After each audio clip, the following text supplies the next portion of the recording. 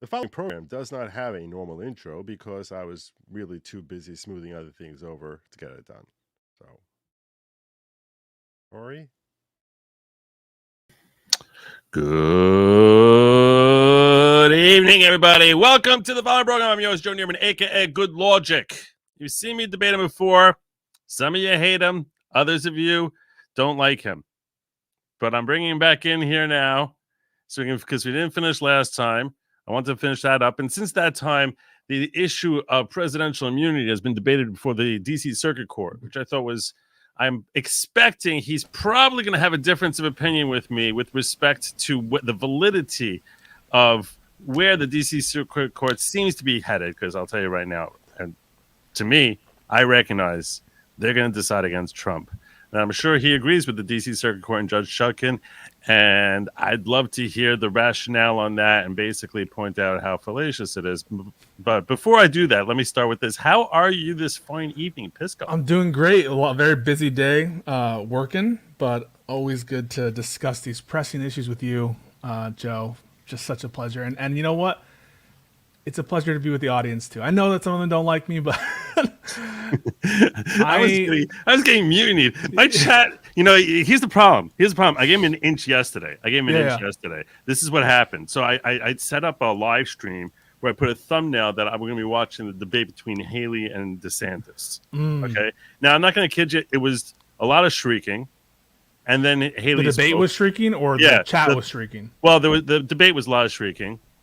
And Haley's it was just like a broken record. Oh my God, on and on. You're a liar. No, you're a liar. No, you. Check DeSantisLies.com. Look, I was like, this is so stupid. I was like, and I was like sort of ranking on them, throughout, because I don't like either of them. Okay, I used to like DeSantis, but ever since he announced he's running, I've every time. Why is that?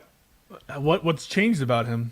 Oh, what's changed? Well, first of all, I don't think he'll be nearly as effective on a federal level because he's not going to have a supermajority.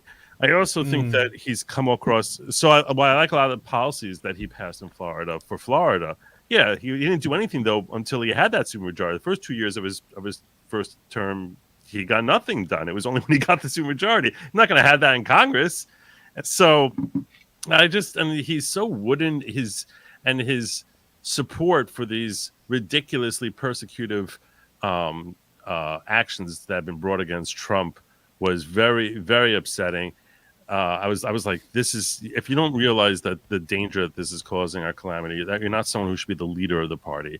And time and again, every time he opens his mouth now, it's like he's basically thinking, what can I say that will disappoint Joe more? And then he'll shout that. So you, Joe, not Joe Biden. Yeah. That's what I assume it is. I assume that it's anyway. And Nikki Haley, oh my God, that woman's going to start World War III if she ever gets off. Too hawkish for you? It's not just like too hawkish. She's too hawkish for a 5-star general. She's insane. I think that she's crazy.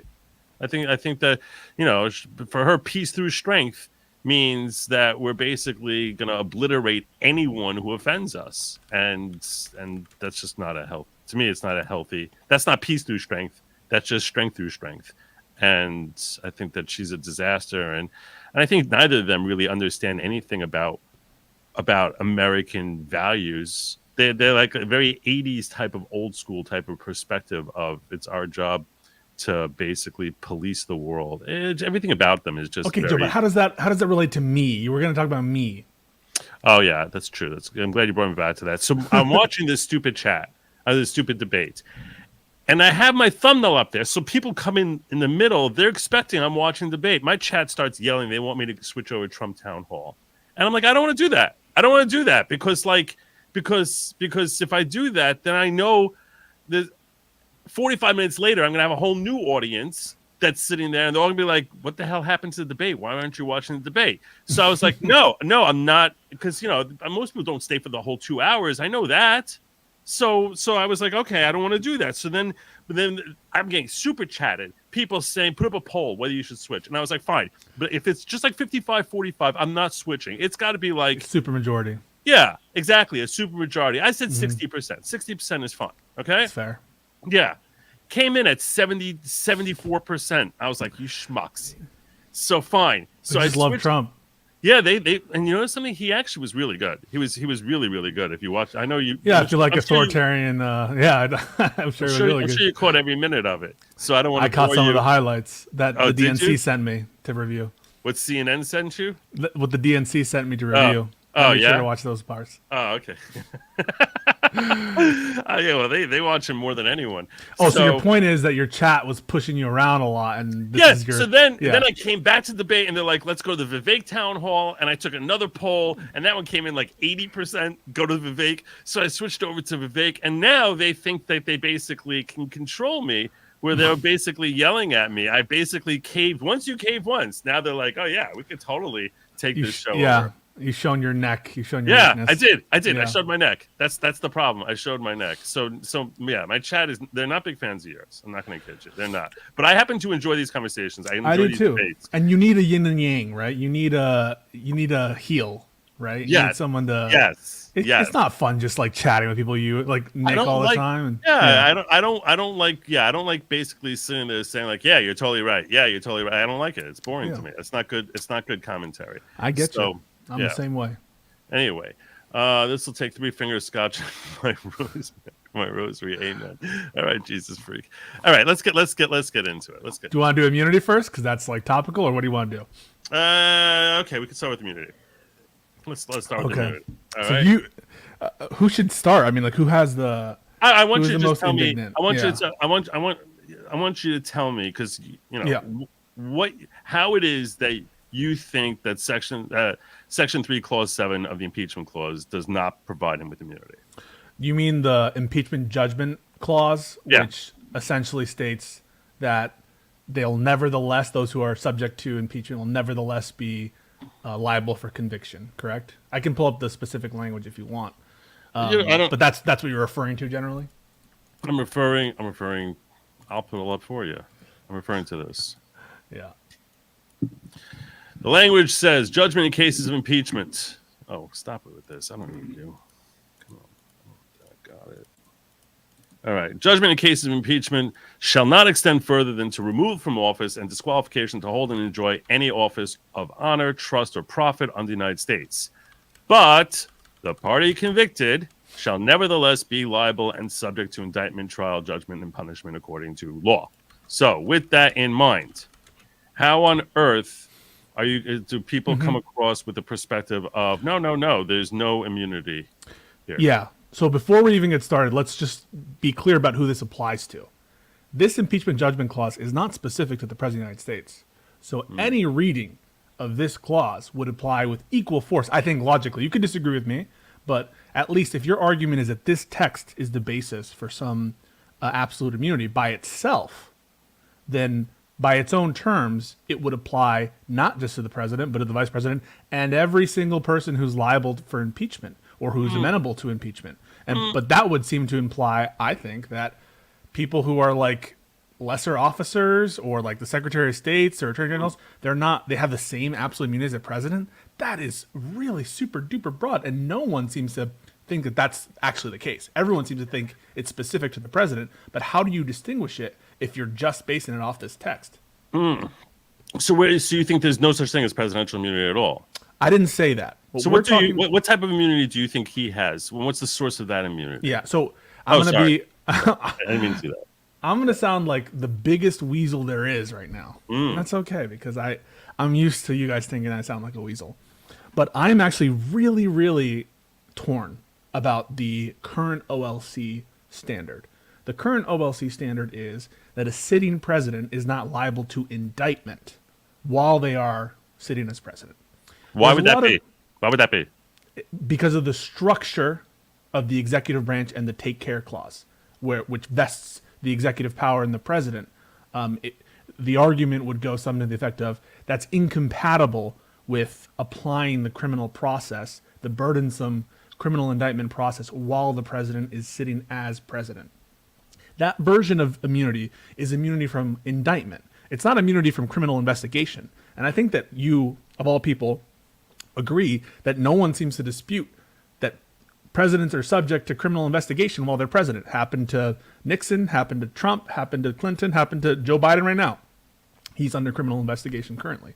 And so that limited form of temporary immunity from indictment is not a immunity from the criminal law.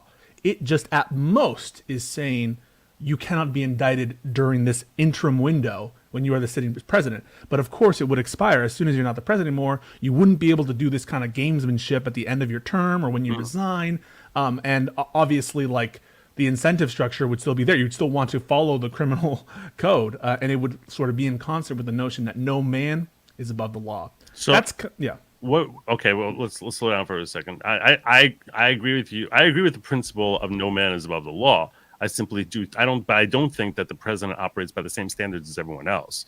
I think that's kind of. And you're I'm saying I'm torn. Agreeing to that. You're implicitly agreeing to that when you're saying that, like, well, we can't encumber him while he's in office. So you're basically hang on a second. agreeing that he's. I'm saying I'm torn about the current OLC indictment standard because a lot of the crazed hypotheticals that people seem to take issue with could potentially be true of some with the current rule about the indictment immunity from the DOJ. I think that there are reasonable arguments on both sides on that particular issue. What I don't think is reasonable is that the president is absolutely immune after he's the president, because it leads to this like crazy situations. Number one, there's no basis for it in the text or the structure. No, there is. The basis in the text is right here, but the party convicted shall nevertheless be. But that applies to, like I said, that applies to every single officer who's subject to impeachment under the Constitution, right? Yeah. Like that would apply by its own terms to everybody, and so Let's I don't think it's a LOC basis. language. Let's pull. You have the LOC there? The OLC? Yeah. I have a 2020 OLC memorandum, and there's a 1973 one. 2000, not 220. The 2000 OLC memorandum basically reaffirms a lot of the 1973 memorandum, which is like I think the first time the OLC dealt with that question. But I can pull it up if you want. Yeah, if you can pull it up. Sure. To me, it makes no sense. To me, it makes no sense because based on what we see from this clause, what do you think the purpose of this is? This is to prevent double jeopardy. It's the notion of nevertheless is showing you that it's trying to head off a double jeopardy argument where, okay, I was already impeached and therefore I'm not liable for indictment because of double jeopardy. Oh. This is trying to prevent that, and that's what it's for. The nevertheless indicates that the standard rule applies. That is the standard rule of being subject to criminal indictment. There's no reason to think double jeopardy would have attached. Double jeopardy doesn't attach with respect to federal and state indictments. You could attach for the same acts. You can be found liable for both. We don't say double jeopardy for that. Why would a congressional to me, it's illogical. It doesn't make any sense to think that if Congress goes after them and Congress's punitive measures are limited by this clause to only extending to remove from office and disqualification from further office, to say that that's the same thing as him being tried in a criminal proceeding. And accordingly, absent this sentence, we might think that if there was an impeachment, Trump would argue it. Wait, Trump's arguing it right now. That would make no sense at all. No, he's not arguing that. Wait, Trump is arguing in many fora, including the disqualification cases, that there's like res judicata based on the impeachment. He's arguing that the failure of the conviction on the impeachment You're confused. Respectfully, I think you're confused. Why that? Because what he's saying is that this is a condition precedent to his ability to be convicted. Mm-hmm. So once that condition precedent has failed, you can no longer at this point come forward and try raising this. So that's what his entire point is. This whole double jeopardy thing is a red herring. It doesn't even make any sense. Well, I would think double jeopardy applies ways. By the way, it's not just federal and state criminal indictments, but we also see that someone can be convicted. It's not considered double jeopardy when someone is sued criminally, that they can be brought to suit civilly as well. So we see that double jeopardy attaches whenever it's the same actions coming before the same tribunal, that's where double jeopardy attaches. To think that double jeopardy would attach in this context, that we need to stop people from thinking that. And that's why we better write this sentence in here, because otherwise someone might think that, hey, if we give you a slap on the wrist for in this tribunal, that we need to leave open that you still can get further punishment in another tribunal. If we don't expressly write that, no one's going to realize that. They're going to think double jeopardy attaches. It's respectfully. It is. I didn't have to say ludicrous for you to realize that I was saying it's ludicrous, because it is ludicrous. It doesn't. Then why use nevertheless? Why use nevertheless? Nevertheless implies that it could be otherwise. That the implication could be that you are not subject to indictment. The fact that you say nevertheless, that must indicate, like, I don't know, in terms of English language, that there could be a presumption that someone could think that there is a double jeopardy argument to apply here.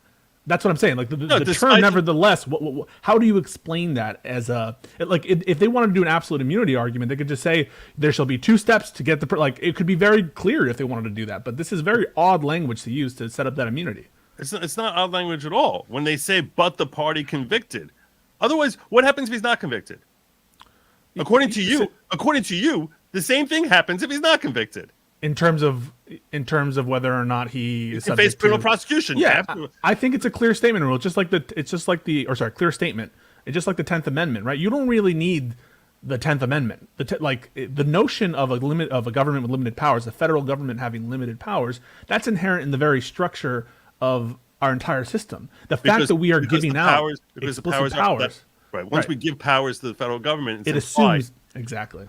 It's implied that they had, to finish the sentence that he knew where I was going, is it's implied that anything that's not given to them, it must be going somewhere else, so it's got to go to the states, right? Yeah, so in a way it's a little, it can feel a little redundant. People think of that same way about the 9th Amendment. Those who don't think that the 9th Amendment is a source for, like, individual fundamental rights, like abortion rights and stuff like that.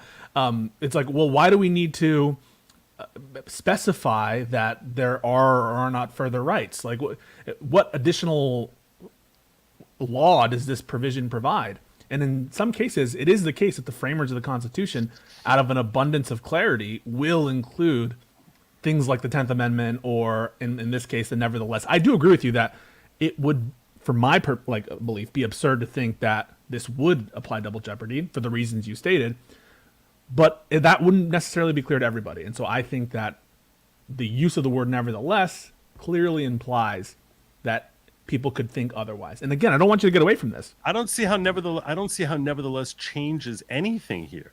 But the party convicted shall nevertheless be liable. So nevertheless, what do you think nevertheless means? So if I tell you, like, he was puking all while he was running, but nevertheless he finished the race. I mean, you might think from the first sentence. Exactly. Oh, hold on, friends. You might think from the let's work this. Let's parse this through together, okay? Mm-hmm. That's basically saying you might think from the first sentence that there's no such thing as someone getting criminally punished, but nevertheless, if convicted, in that case, he can be criminally punished. That it's completely consistent with my reading. You're trying to sit there trying to figure out how I can use this word nevertheless to try and find some way that it's implying double jeopardy. But that would only be that would only work for you. You just mess yourself up and I'll tell you why. Because the entire premise of your argument against that second clause even being necessary under my reading is that it's obvious that this wouldn't imply a double jeopardy because they're very, very different. But what you're saying is, nevertheless, do you understand where I'm going? Nevertheless, no. In order for nevertheless to be operative or make sense in that context, it must be that you're wrong, that it's so clear that the first part of the sentence would not conflict with an indictment. Does that make sense? No. Maybe that was word salad for you, but no. Because the whole point is you have to be convicted, and that if you're convicted, in that case, you're nevertheless going to be liable and subject to indictment. If you're not convicted, you're not nevertheless subject to conviction. So let's examine this, right? So imagine the thing after nevertheless wasn't there. What would be the status of double jeopardy / amenability to indictment if that was never there? There would not be an issue with coming after them. With double jeopardy. In which case, why have nevertheless? If the assumption is that this would not at all be a thing that they would think of in terms of double jeopardy, it's not a nevertheless double jeopardy seems to imply a double jeopardy issue. It's basically opening up that you should not believe that we're limiting any possible punishment this guy can get. That this is the only way that someone come after him is through this. Is the only possible punishment a person could ever get while they're in office for the the crimes they commit while they're in office is limited to this, because someone could read it that way. Yeah, no, but like, think about how you would write it if that's what you meant. You would say something like, "But the party shall only be liable to indictment if convicted in impeachment." That's what you would write if you really wanted to make it abundantly. It's still abundantly clear. No, because it's not even like this is like a little confusing. It is not confusing. I agree, but it's not confusing for my benefit. Oh my gosh! So what does this do? What is this? What does the second half of the sentence do? You're saying it's heading off a double jeopardy argument. That's essentially what it is. And the reason you know that is because nevertheless is implying that someone could get the other impression. And if you wanted to make this a limitation, that's not the impression someone would get. This is where you're confused. The impression they would get is that this first sentence serves to limit. It's not double jeopardy. This is where you're making it. This is where you're sort of getting a little bit, I think, discombobulated. Okay, it's not an issue of double jeopardy. It's an issue as to what potential punishment can someone get for a crime they commit while they're in office. So, the first, let's slow down for a second. Just, okay. You might think that in all cases, someone while they're in office, the president while he's in office, whatever crimes he gets can get no punishment. Let's start with this. But we're opening up this impeachment thing to say that you can get this level punishment of disqualification and removal. Nevertheless, if he's convicted, he can further be criminally prosecuted before and trial, judgment, and other punishment according to law. That's what the point here is. You're starting from the assumption of there's no punishment because he's an officer, or because he's president, whatever it is that whatever basis, which we can get into the philosophical basis behind it, and we will. But that once you start with that, and now we're opening up, this is how we are punishing him via impeachment. And nevertheless, even though he's whatchamacallit, even though once he's convicted, that we say nevertheless that at that point he can face trial and judgment.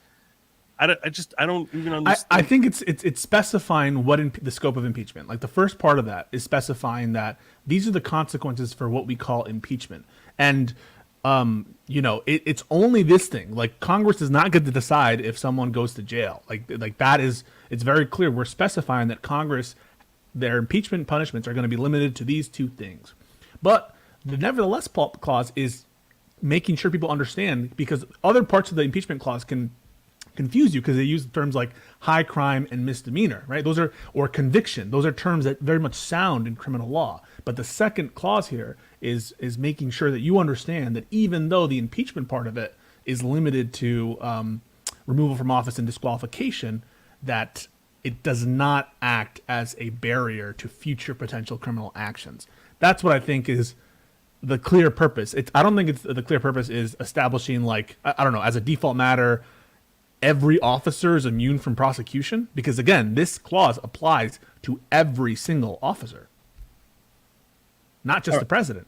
And you can't get around that. There's no good answer for that, because if this clause were sufficient to grant immunity that Trump is talking about, then it's true for everyone who's subject to impeachment. And no one seems to think that or bite that bullet. I'm not sure that when you're saying that, I'm not sure that actually. How can you disagree with that? I mean, that impeachment clause applies to everyone who is subject to impeachment. It's coming under Article 1. What's coming under Article 1? That's Article 1, Section 3, Clause 7. Well, come on. That impeachment clause, applies to all impeachments. Well, we end up applying impeachment to other branches of legislature and judiciary, but it's really coming under Article 1. I agree that there are parts of the impeachment power that are housed in Article 1, because guess what? The House of Representatives has the sole power of impeachment, and Senate tries impeachment. So I don't deny that I'm trying to think through why. I'm trying to think through. There's no good answer. That part of the impeachment clause applies to everyone who's subject to impeachment, because of course the House of Representatives can impeach. They're trying to impeach right now the Department of Homeland Security Secretary, name of Mayorkas. that's the same. Like they're trying to disqualify him and hold him, or to remove him from office and disqualify him. So that's the clause that applies to Mayorkas.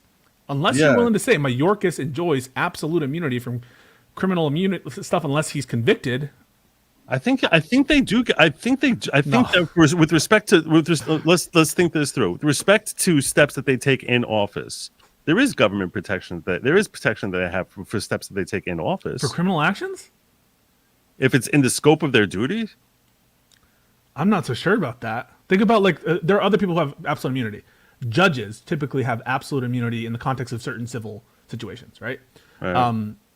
We would never imply, because the president also has absolute immunity for certain things within the scope of his office for civil damages cases, right? It's the difference between qualified immunity in the police officer case and absolute immunity for certain people like prosecutors, judges, and the president of the United States for civil damages suits. But we would never say like, oh, well, because judges have absolute immunity in the civil damages context, therefore they're like not subject to criminal process.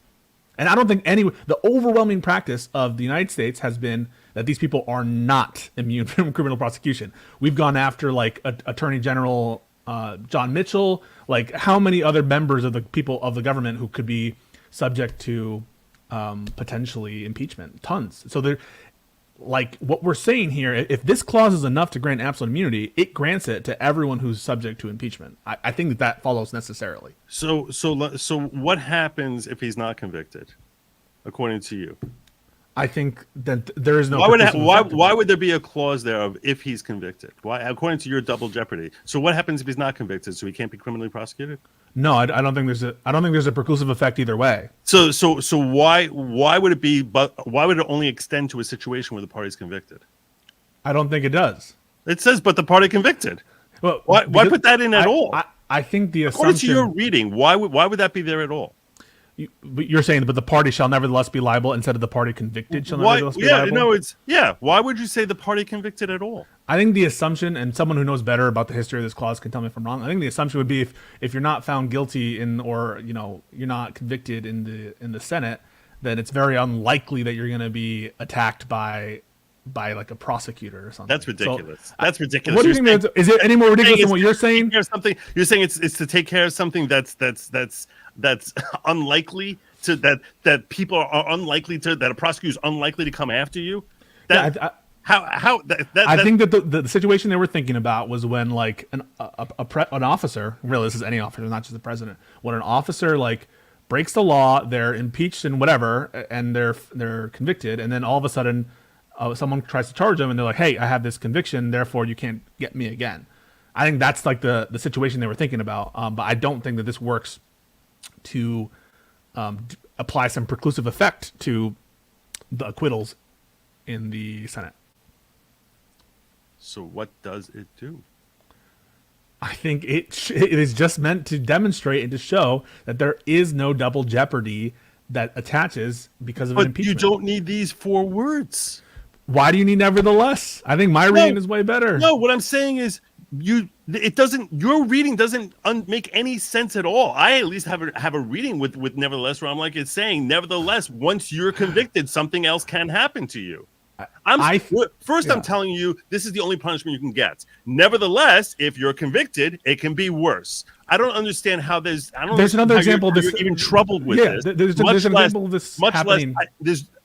There's no trouble at all reading nevertheless with my reading, and there's no way at all to read it with but the party convicted. That doesn't. Well, there are a lot of other problems with your reading.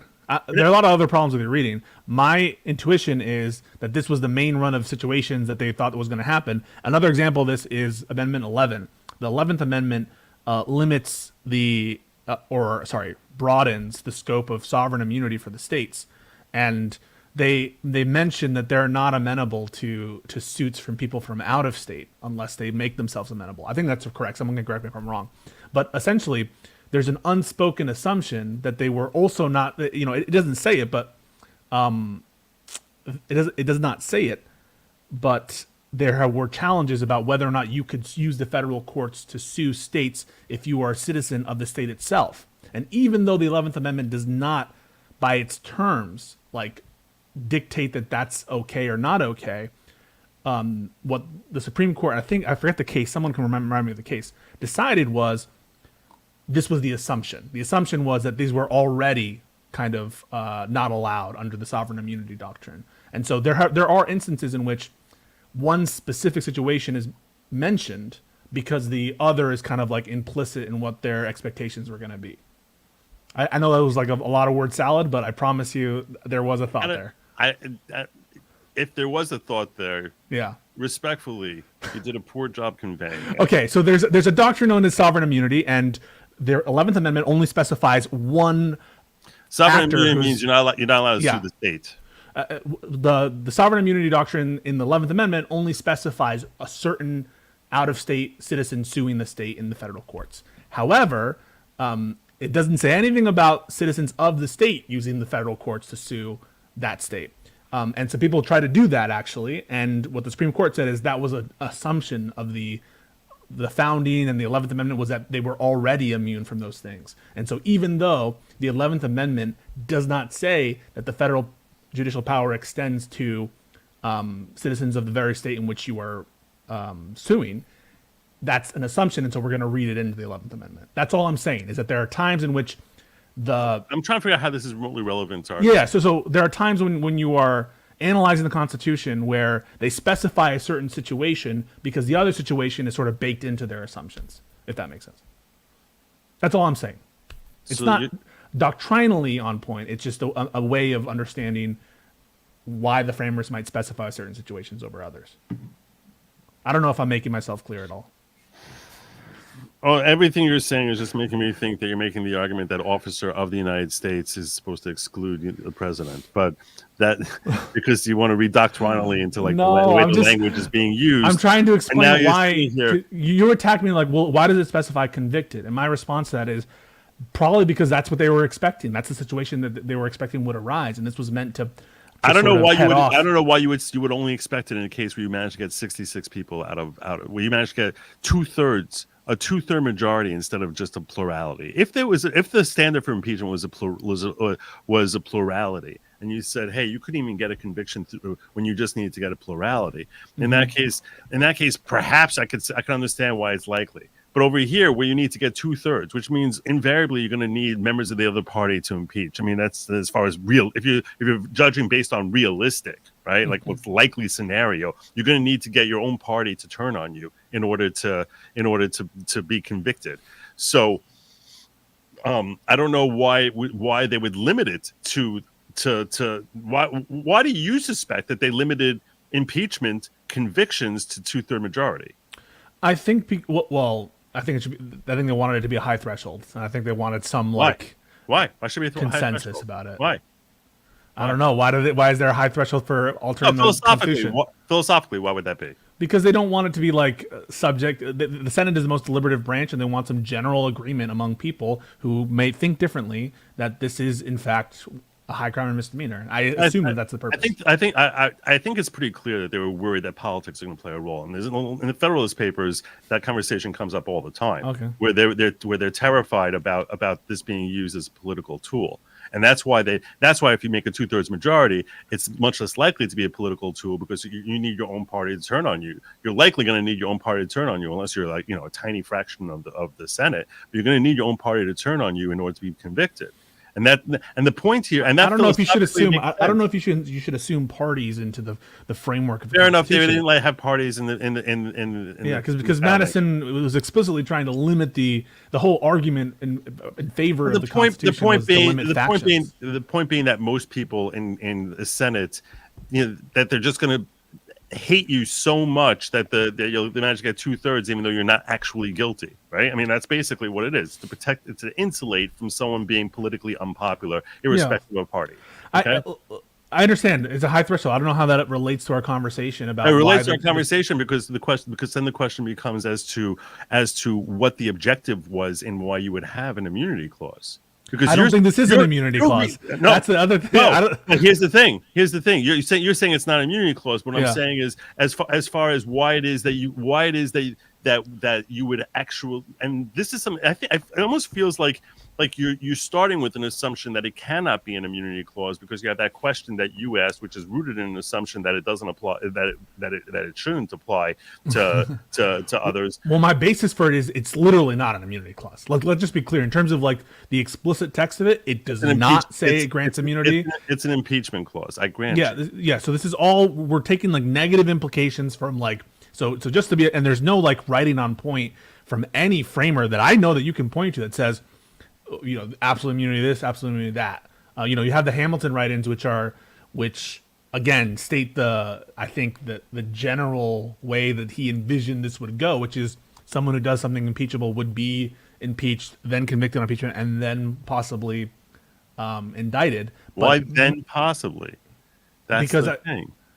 I think that was the situation that they were envisioning, but by its terms, by its text, this is not an official grant of immunity. And so we are reading one in here, right? And the scope here is vast. You know, you would really think that if they were trying to grant immunity to all officers for any criminal thing they do in the scope of their duties, absent impeachment, they would have said so. It just seems like something obvious they would have said directly. Here's the thing, though. Traditionally in Washington, and I'm not just talking about the last 10, 15 years. I'm talking about the last quarter millennia, okay?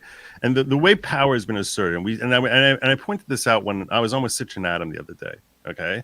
And we were talking about, and he was talking about the alternate slate of electors. And he was asking me my question as to whether or not it would have been legal in my opinion, it would have been legal for Pence to read in the alternate slate of electors, whether he had it would have been legal? No, I think so. This is what I said to him at that time, okay? So I said, you have to realize that the way things work in Washington is similar to the way things work socially. What you can and cannot do basically comes down, how do we know what the boundaries are for what's appropriate and what's inappropriate, or where powers lie, where powers don't lie? What happens is someone does something, they assert a power, they do something, and that either goes unchallenged, in which case it becomes accepted that this is okay, or it gets challenged. And when it's challenged, they get enough support from either a court or whomever that it receives their blessing, or it gets challenged and it gets slapped down. Those are basically that's the way whenever there's a question as to where gray areas are, so that basically is how the question is determined. It's not simply in Washington, D.C. I made the following point. I said, in the nature of a relationship between two people, if you think about it for a second, okay? It's like, do I have a relationship with you that I can just pick up and call you on the phone, or should I text you first, right? So it sort of is like, you sort of feel that out, and you establish like what becomes accepted, natural, normal practice, and then if you do that with enough people, it becomes a societal type of norm. It's the same thing in Washington. We see in Marbury v. Madison. Okay, question: can the court slap down a law as being unconstitutional? So the Supreme Court asserted that authority in Marbury v. Madison, and then that just became the way things are. It was gray. 10 minutes before Marbury v. Madison was decided, if someone asked that question, does the court have that power? The answer to that is nobody knows. Like literally nobody knows. So, and then the Supreme Court. Well, come on. I mean, judicial review was a thing that existed in state courts. It wouldn't have been a concept that's like unfamiliar to the founders.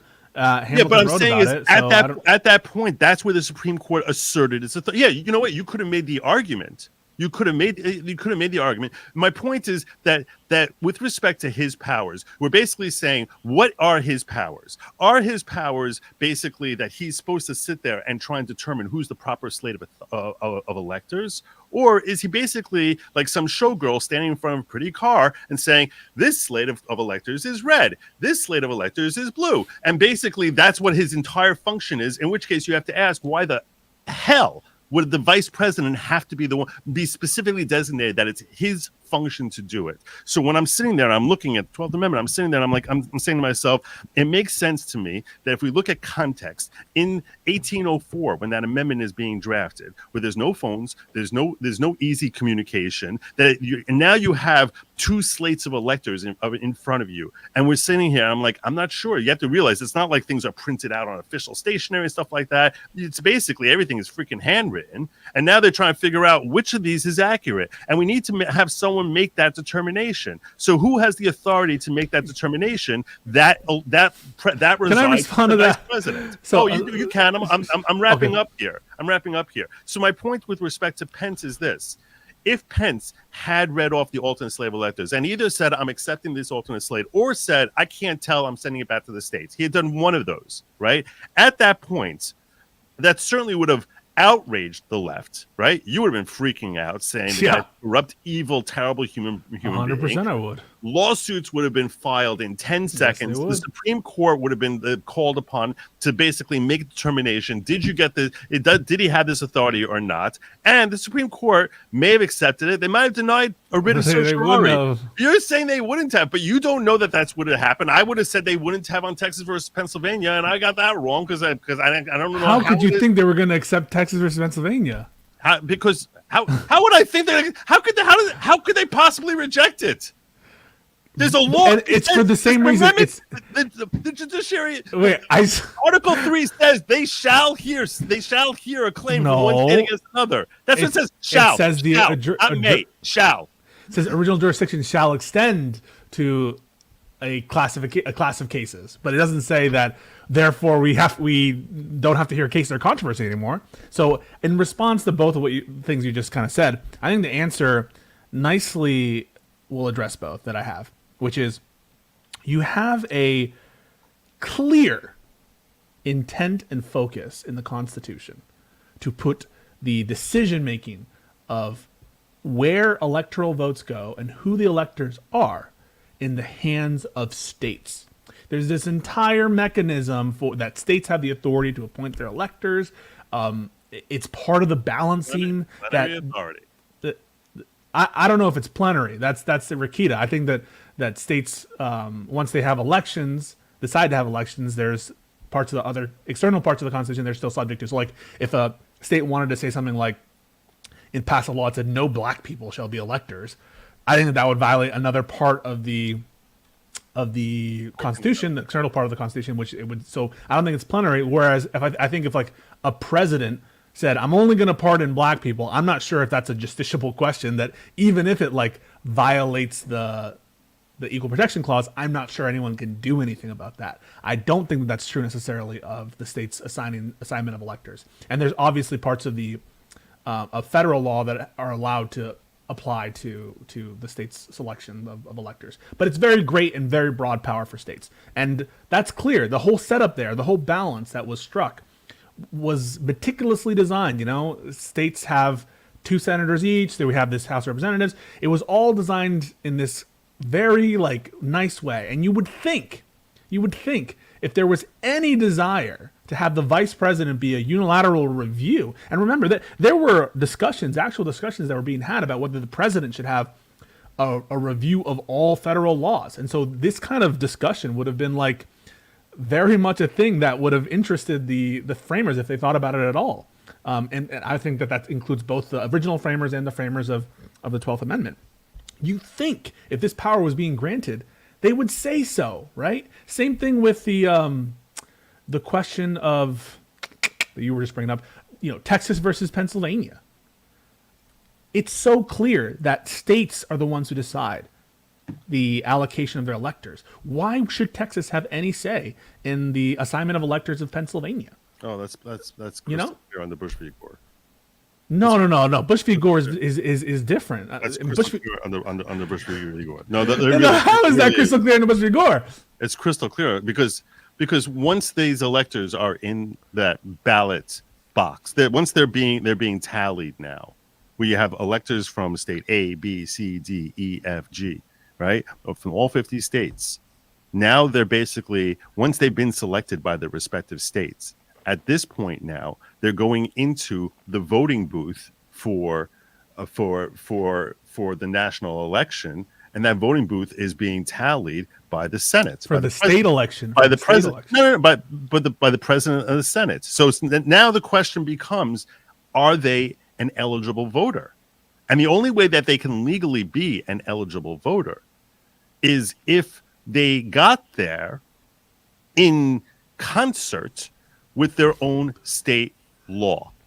If they got there, if someone slipped in, let's say an alternate slate of electors, right? Let's say someone comes, if someone slips in, if I manage to fool the president of the Senate and into thinking that I'm an elector and I cast a ballot in there and I'm not supposed to be in there, I'm diluting the vote, no different than in Bush v. Gore, where an illegal vote, an eligible voter in Tallahassee. Okay, if he's adding, that's someone very in Miami. Different. If he's adding the total number to the total denominator, even if he's not adding, if he doesn't have a right to vote, if he kills one of the electors and signs off on a different name in place of that elector, it's the same total number. You think a different state whose person wasn't killed could sue that? What I'm saying is, if he would have a claim saying this guy is an ineligible voter in this election that we're having here. So that's why Texas is saying we just want to ensure that each of these states' electors who are being sent here, that they comport with we don't question the laws of the state of Pennsylvania. Laws state, as we discussed last time, that power is plenary and they can decide how they want to conduct their elections, go do whatever the heck you want to do. But you have to follow your own laws. You can't just decide where we wrote a law and we're totally going to ignore it. And we're going to come up with a brand new who has the last say, right? Who has the last say? Pennsylvania decided, for the most part, that the election was conducted lawfully. Texas doesn't get to decide whether or not Pennsylvania complied with Pennsylvania law. That's a question of Pennsylvania jurisprudence and Pennsylvania courts. Thanks for the raid. Sorry. Oh, who raided? Critically thinking veteran, a friend of the channel. Shout out, CTV. But critical thinker raided your channel. He's a critically thinking veteran. Let me get a couple of these chats here. Pam Ronning says, please put a poll, Wonder Woman or Barbie? What? See, no, you don't control me to that level. Wonder Woman or Barbie? I'm feeling very controlled here. Joe, you're a Jew. You do as the money commands. It's just the law. Give me a break. Looking forward to this. Play nice, gentlemen. Thank you, Mega Mobest. PISCO has no clue what authoritarian is because what Biden is doing exactly authoritarian. He's literally colluding with these states to go after Trump. There's no proof of that whatsoever. There's no proof that you believe that, or there's no proof that Biden is colluding with prosecutors to go after. Oh, of course not. No, of course not. There's zero collusion whatsoever. What? Produce any evidence that he's involved in these decisions. Well, you have that whole they went so far out of the way to try avoiding it that they didn't even have that they basically made sure Jack Smith was not going to be a valid special prosecutor and comply with any law. So because technically special prosecutors even if that's true. No, they were so afraid of it. They were so afraid of it. They were so afraid of having that tie exposed that they basically said, "Oh, you know what? We're just going to circle around." Exposed? Wait, having what exposed? Well, what he's saying here is that basically that this is all basically Biden's doing. Although, frankly, I want to be clear. I don't think it's Biden's doing. It's not Biden's doing because Biden. He doesn't even know where he is. No, that's what I'm saying. It's not Biden. It's the circle of people around Biden who basically act in his name. You agree that it's not him doing any of this stuff that's happening, right? Well, I agree it's him not. I don't think he's being corrupt and involving himself, and I don't think anyone from the White House is. Forget about Trump or anything like that. What I'm saying is, I think he's making decisions. Yes, I think he makes decisions. Yeah, I do. I think he probably authorized this strike on the Houthis. Why is that funny? Because I don't think he can remember what happened 40 seconds ago. Okay, that's silly. What do you mean that's silly? On what basis would you think that a guy who literally can string together 9 sentences, who looks confused all the time, that he's not some puppet of a circle of people around him? Because I think that he can say things extemporaneously, and he has interviews, and he seems to be responsive and to say things that are on point and intelligent. Yeah, he slips up like his words sometimes, but so does Trump. Trump is like confusing Obama with Biden a few times. He had some pretty bad gaffes in the last 5 months. What? Wow. He's just an old guy. He's not. It's not. He's just an. This is the level of protection that you have for Biden, that you're unwilling to even recognize that the most likely scenario here is that there are people around him who are making these decisions rather than him making. That's how buried in Biden you are. There are people around him he's making totally decisions, cognizant. Totally cognizant. there are people around him making decisions, but that's true of every president. So if what you're implying is that he is like special needs, I don't agree with that. Special needs. I think he's literally special needs. I think that there might be days that he's a little bit more cognizant than others. He has some good days and bad days. Yeah, I mean, and by the way, that's not me saying that. That's the Biden administration saying that. I mean, when he was campaigning, the Biden administration says Biden has special needs. No, they say he has days that are called lid days. You've heard the term lid days? There's a lid that happens. That's been a term in presidents for years. Yeah, he's had, even when he was campaigning 4 years ago, that he had lid days like 2 or 3 times a week. And you think that he has the cognitive capacity to actually be making complex decisions? Oh, because he's not tweeting at 12 a.m. He's not tweeting at 12 a.m. So you think he has lid days at 11 a.m. I mean, that he's done. He does. I'm not. And look, you know what? I think it's actually kind of cool. I think that he enjoys the feeling of being president. But I don't say jokingly. I'm not saying this to mock him. I'm simply saying I think that it's crazy to think that this is not a circle of people around him, and that he's just basically a puppet, and he's practically Weekend at Bernie's. I mean, okay. I haven't seen the evidence of that. What's that? He has a pulse. Yeah, he's clearly alive, isn't he? Yeah, he has a pulse. Yeah, he has motor function. And right. Okay, he has advisors. Trump has advisors. A lot of people think that some of his biggest mistakes. What I'll tell you is this. I think that if you ask him something about Jack Smith, I think the chances are 50-50 that in any given moment he won't remember who Jack Smith is. That's how little cognitive. Come on. Yes. No, I'm serious. You think they're not talking about Jack Smith in the indictments in terms of political strategy? He confused his wife and his sister for crying Years out. ago he did that. Trump just confused Obama and Biden. How do you confuse those two people? They look a lot more alike than Oh, really? I'm kidding about that, but that part I'm kidding about. But what I'm saying is when he's referring to previous administrations, that's not anything. That's a joke. But I mean, seriously. Okay, it's a joke. We're far afield. Let's do the super chat so that we can get back to the law. Would this not just be like Chauvin, state charged and found guilty, and then again in federal court, police officers having you? Yeah, so that was what it is. They charged him federally. My point is, you can be charged federally and on a state level for the same thing. It's not considered double jeopardy. Yeah, but this was just we're trying to be clear. We're trying to be clear that this is. Even though it says conviction, even though it says high crime and misdemeanor, we're not trying to apply double jeopardy to impeachment. That's all I think it's trying to do. And the assumption is that this is applying to people who are punished. That may be why they use conviction as a term, is that the entire first clause is about what the punishment is for someone who is convicted. And so the second one would carry forward that assumption. Oh, so basically what you're implying by your read is that there was a thought that if he was acquitted, that then in that case there wouldn't be a double jeopardy concern. Yeah, there wouldn't, right? And the first clause wouldn't apply. Why would that be? Why would that be that double jeopardy doesn't apply? There's only a double jeopardy concern. If he's acquitted, then there certainly would be a double jeopardy. Then it certainly would be like there would be a double jeopardy concern. You said the assumption would be that it's obvious that there wouldn't be double jeopardy. You're saying that the default assumption is that there wouldn't. What I'm saying is it makes no sense to think that this has anything at all to do with double jeopardy. And I'll tell you that philosophically, it makes a lot more sense to say that the same reason why it is that we make it 2/3 on impeachment, and this is why it's consistent. Well, the reason we do that is because we are afraid of politicians playing politics and saying, we don't want you to do this. That's why you need to have immunity, because we're afraid that there's going to be criminal prosecution, and that you need to have a president who's able to be a leader. Not just a president. All right, I want to hear you say it, and we are sticking on this until I get an answer from you. So this is going to be the question. Do you think that the SEAL Team 6 examples and the rampant murder examples apply to everyone in the government who can be impeached?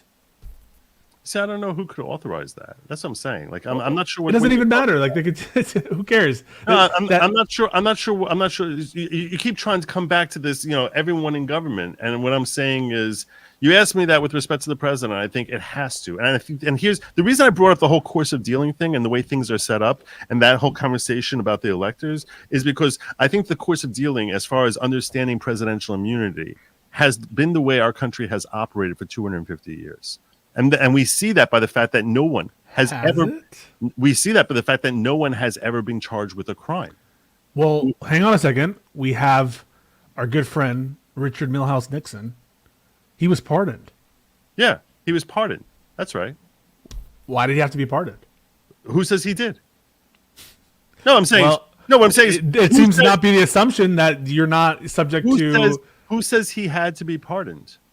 Well, we were talking about the assumptions in the course of dealing, course of practice. We were talking about.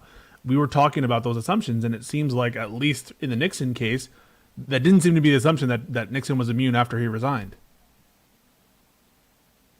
I'm just saying that's an example. That was one moron's interpretation. Moron. No, he's considered the stupidest president who ever lived. So Nixon is very smart. Nixon. No, not Nixon. Who was he pardoned by? You're talking about Ford? Yeah. Okay. Oh yeah. See, you're not arguing on that one. Why did Nixon on that one? why did Nixon accept it? What do you mean accepted? If a pardon is a pardon. Of course he did. What does that mean, accepted? I don't even know if you have to accept a pardon. I don't think you have to accept a pardon for a pardon. I think you do, but I'm not confident. So why would you have to accept a pardon for a pardon? Someone smarter than me can. That doesn't even make any sense. Yeah, I don't know. That's like saying you have to accept. I just think you do. I don't know if that's I just heard that that's the truth, but I could just be lying to you right now. I don't know. I think you're totally making that one up. Okay. All right. Why did I guess another one is, why did Trump pardon a bunch of people? Why didn't he pardon himself? Here's a question. Why didn't he pardon himself? Well, I think that if he pardoned himself, he would be testing the DOJ to go after him, and it would be a foregone conclusion that he would be charged. Just to test what I'm saying is, we don't know that he didn't pardon himself. There could be a pocket pardon. There's no reason. It's not like you have to sit there and make an announcement. I hereby. Oh, are you doing mental pardoning now? Mental declassification, mental pardoning. No, I'm saying is he could have written a presidential pardon to himself on January 19th and not tell anybody. Yeah, why would he have to tell anyone? Do you think that's how it has to be? I think you have to manifest it. I think that'd be hilarious. By the way, I think you need to manifest it. I think you need to prove that you did pardon yourself. I think that'd be hilarious if he freaking pulled out a pardon and sorry guys, he signed January 19th and he basically was like and he just walked out of the courtroom. Yeah, that would be cool. That would be hilarious. That would be. You think that would be cool? You guys love.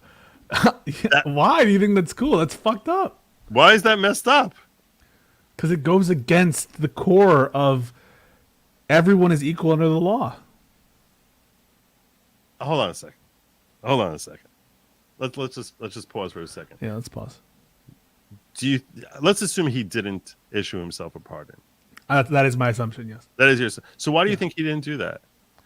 I think because I just told you, because I think that you'd be baiting an indictment because people would want to prevent that from being the precedent.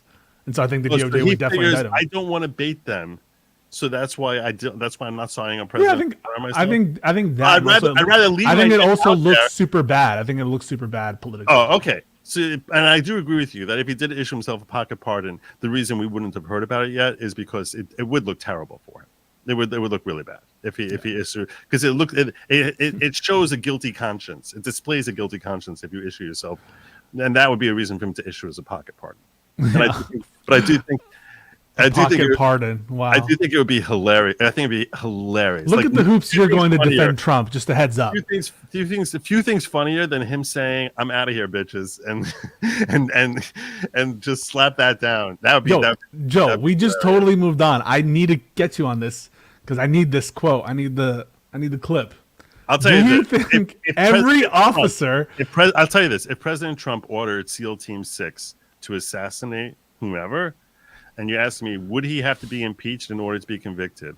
I say 1,000%, and you should say the same thing. What if he does it quietly? What if no one ever finds out about it until a year later? Then he wouldn't be impeached either. Oh, so right. So then he's immune. Then the question comes down as to how long you can impeach someone. Can you impeach them after they leave office? Everyone argued, and Trump included, that you can't impeach someone. You can't impeach after they leave office. Impeach or convict on impeachment after they leave office. So it seems so convenient. He was arguing while he was in impeachment. Are you saying that the lawyers were just lying and misrepresenting? And I think lawyers will take up any argument. Yeah, that's bullshit. So how do you defend that? Like, Trump comes up and says, you know what? this impeachment thing is not necessary because if I did a crime, they can indict me later. And then he comes up with this argument. I mean, that's such bullshit, I think. He's doing whatever he can to defend himself, and he's having inconsistent arguments about the scope of his own immunity, and it's obviously a shell game to try to defend himself. It's not based in any principle. When you say based in principle, when someone, I'll tell you this much, that I don't think is any kind of shell game. I mean, you're an attorney, for crying out loud. You understand that when your client is charged, you throw out any possible defense which may work, and if there's a legal theory, I have a higher bar for presidents of the United States, and I want them to. Clearly, you don't, because you think that it's okay for them to be coming after him That's not Joe Biden's doing. Well, he broke the law. No. He deserves to be indicted. What law did he break? The Espionage Act, the obstruction statutes, Sarbanes-Oxley, obstruction of official proceeding. Where do you want to go? I think so we can go to any one of them. I'm fine with that, but I'll tell you this much. I think that the notion that we shouldn't recognize presidential immunity and confer that presidential immunity on whether we like the officer immunity. Let's not get. I don't want you to get away. The textual argument. Now you can make. I'm not. You don't have to tie down it. I'm not hiding the ball. That's why I said to you that tradition and history are very informative. So the fact that this has been applied to the president exclusively, it hasn't. It's never been applied to the president. Of course it has. Of course it has. The one example you're trying to come up with is a case where the guy wasn't charged. Tell me the case where the president has never been charged before Trump. Tell me the case first and foremost. And I'll tell you this much. First and foremost, there is the massive distinction with respect to Nixon, and the massive distinction is that the charges that he would have faced would have been for actions that have little, if anything, to do with the scope of his presidential functions. It's the same kind of thing that Trump is accused of in many respects. And you're saying in many. It's about holding on to power. It's about winning the election. No, it's not. That's not the same thing at all. No, it's not. It's not at all the same thing. I'll tell you why. The guy literally is breaking into it. He's sending people to break into an office to spy on his adversary. Allegedly. Okay. He never admitted to it. Okay, the point is that's what the charge was. There's no defensible thing. I'll tell you right now, if a president is accused of killing a hooker, there's no presidential immunity that attaches. Then why are people biting the SEAL Team 6 arguments? Why are they biting those bullets? Oh, of course, because what was the scenario that political opponent you said that Judge Kim gave there? I mean, SEAL Team 6. It depends on what the situation is with respect to the SEAL Team 6 thing. If it relates to I believe if you go back to killing a hooker, killing a hooker doesn't relate to the function of the president, but killing Obama does. What I'm saying, no, I'm not saying it does. First of all, what I'm saying is it depends on the context, and the context that Judge Pan gave when she asked the question. When she asked the question was if it's in his official capacity. Okay, is killing a hooker in your official capacity with SEAL Team 6? No, there's no such thing as killing a hooker in your official capacity. That's the Is there such thing as killing Obama in your official capacity? I don't know why you keep coming back to Sorry, Obama. Kill a random generic political enemy who's whatever. Your leading candidate on the other side. Come on. What I'm saying is this: I need more context, because if it is related, it depends on the nature. What if the hooker has some secret about him in politically? That wouldn't change anything. Okay, so hookers are de facto not protected. If you're telling me look, in most cases, you're right. This presidential opponent is a hooker. Okay. So and there would be lacking in the same protection that the hooker has. In most cases, that certainly would be the case. But that's not the question that Judge Pan asked. She said if it was related to his presidential duties. And he drone strikes Obama, and he says, generic presidential person, and says he was a terrorist. Drone strikes a hooker and says she was also a terrorist. I was defending the country. No, unreviewable. I have absolute immunity, so we can't even have an indictment. For confusing Obama and Biden, there would be no motivation for him to drone strike Obama. Okay, Biden or whoever, Jack Smith. And you're citing him that you say he confused them, and I listen. I'm being deliberate. So Trump gets in office. He's like, Let me think. Adam Schiff, Joe Biden, Jack Smith, even Robert Mueller, James Comey, and Adam Kinzinger. They're all terrorists. I ordered drone strikes on their houses. They're all dead. And then the question comes down as to if he said they were terrorists. Let's assume that that's the case.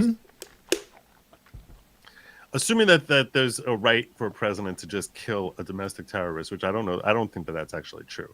But assuming that there were a right for it, I think that that's very sus. That's a very. But who cares? He's not subject to criminal law. He's absolutely immune. That's the whole point. No, but then he would be impeached. You see, here's the thing. It's not as if saying that it's not as if viewing impeachment as a condition precedent to stripping away his immunity is something that makes it impossible for it to take away his immunity. What I'm saying is this: let's assume that instead of Trump doing what he did, which I think was in no way inciting an insurrection, or having anything whatsoever to do with an insurrection, I think it's a ridiculous claim. I think it's a joke for anyone who's not crazed with hatred for Trump to come to that conclusion. Okay. Like literally not crazed. Okay, and just so you know, by the way, here's as an aside for you. That's most of the Senate, by the way. Most of the Senate voted to convict him on that. Just as that doesn't mean anything. That's all political. But just as an aside, I know you got a kick out of this. Did you know that Russia now in their textbooks as of this year is teaching their students that the American 2020 election was rigged?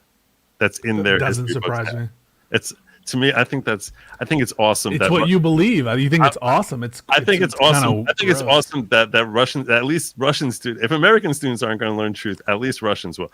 So yikes. Yikes! You guys are still pushing for the fake election shit. That's crazy.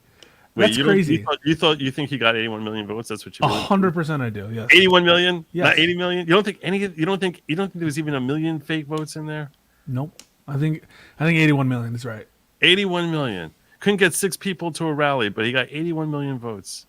I can't believe we're talking about it. It's been 3 years. Anyway, I don't want to get into the whole election. No, but hang on. Let's get down to brass tacks. Do you think every officer is criminally immune to the same extent the president is? You don't have to say yes. You can say something like it's not just. I already explained that I don't think that's true. Okay, then why? Why is there a distinction? Why? Because there's no way you can be president of the United States if you don't have that immunity. You could not be a leader of this country. Then that's true. Whether or not, then let's get away from the impeachment clause, because then clearly that's not doing any extra work. What extra work is that doing? It's doing a ton of work because it's expressed in saying that after conviction and impeachment, that's when you're able to go after him. But it's not specific to the president. So how can it be read to offer the presidency greater protection than everything else? That's how it's been applied for 250 years. I don't know. Somehow it worked somehow using that yardstick for 250 years was totally perfect. But all of a sudden now that's no good anymore. I know this might be crazy, but could it just be that other presidents weren't as criminal and corrupt as Trump? Zero presidents committed a crime. Zero. Really. Obama drone strike some kid in a restaurant. No one went after him. And I want to be clear. I want to be clear. By the way, I'm completely consistent in saying to you when I'm talking about presidential immunity that even though I think Obama is one of the most terrible human beings of the last century, and that's a weird take, but okay. It's not a weird take. I'm saying is if you look at the hatred that has been ratcheted up in this country, it all stems from when he Obama. 150%. All the hate. Trump has 0% of that. Trump is an outgrowth. You don't think he's generated hate at all? No. More than Obama? No. Even if it's hatred from the left? No, I'll tell you right now. Any person who would have won that seat would have been called Trump. Would have been thought of in the same way. Look, dude, you think Jeb Bush or John Kasich or Marco Rubio? Really? You never heard of Bush derangement syndrome? There was. You see, you're too young. You're too young, but you don't realize like this. You don't. Yeah, you're right. It's not. You're right. It's not like this. It's been ratcheted up because of Obama. People hated Bush. They did hate Bush, but yeah, they hated Bush. And to be 100,000% clear, Bush had a lot of faults, and I don't think that. Oh, he was terrible. Okay, but let's be honest. The hatred towards Trump is another level. I agree with you 100%. I agree with you, and that's because of Obama. Okay, say more. When What were we just talking about? Fuck. When Hillary Clinton comes up and she labels half the country a basket of deplorables, do you think that would have happened 10 years earlier? No.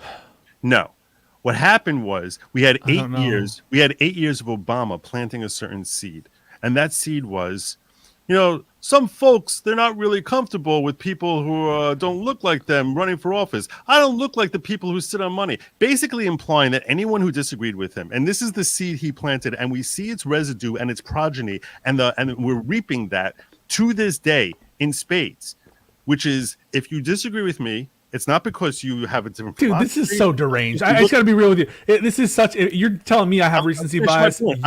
I'm finishing my point, and then you can respond. Sure. But he spent 8 years insidiously, without saying they're racist, but basically saying, you know why they're against immigration? Well, some folks don't look like them, so they're not. So some people are not comfortable with folks who don't look like them coming to this country.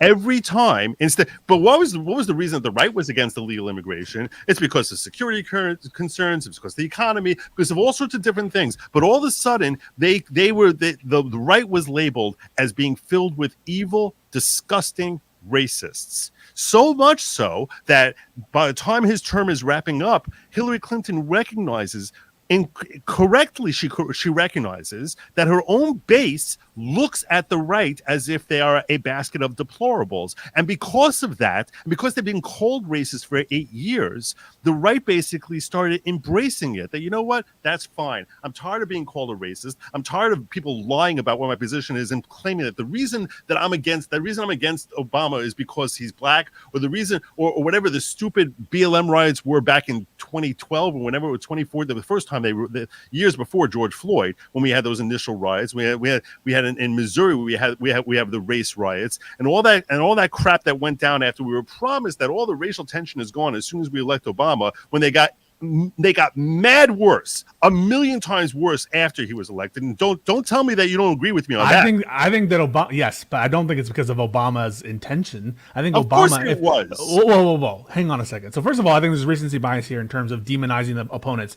If you look in the past at other presidents, both Democrat and Republicans, you have, Nixon, the silent majority stuff, people who are, demonizing hippies, people who are absolutely going after their opponents in vicious ways, calling them communists, calling them traitors. It's been happening for years, for decades. So there's a little bit of recency bias when it comes to like the demonization of the political opponent. Number two, Obama came into office naive, almost baby-eyed, and he was trying his best, and it's genuine. He was trying his best for bipartisanship. He goes to John Boehner and tries to get this, like, why are you laughing? What are you laughing about?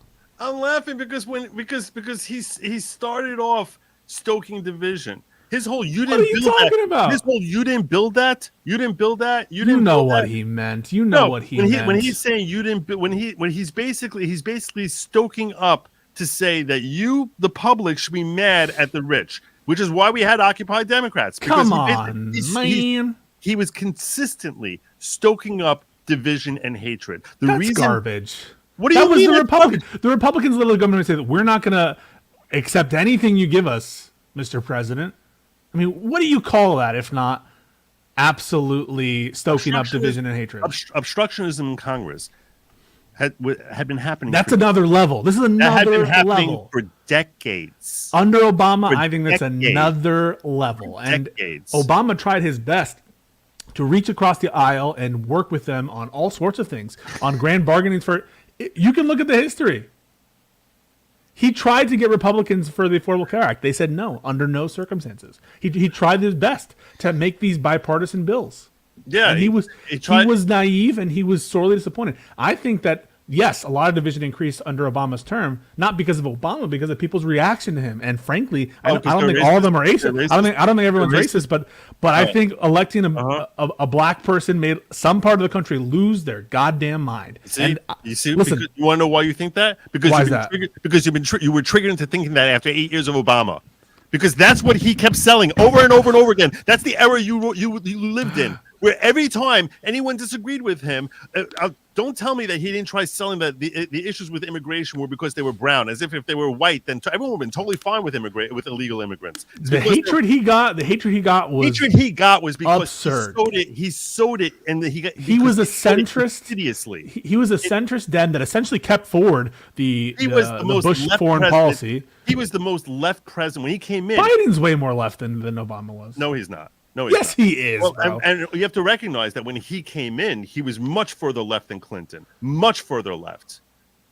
Well, Clinton was a conservative in many ways. Okay, so he was. He was a conservative Democrat. He was easily the most furthest left president in history when he entered. You want to tell me Biden's just as bad or worse? I don't know. I think that's an interesting argument. But Obama wasn't Bernie. Obama was like, he was part of the at least foreign policy in a way consensus other than Iraq. He was part of that consensus. No one heard of Bernie in 2000. No. I'm just mean in terms of like who's another example? Russ Feingold of the time, right? See, I knew legislators back then. He wasn't one of those people. He wasn't far left.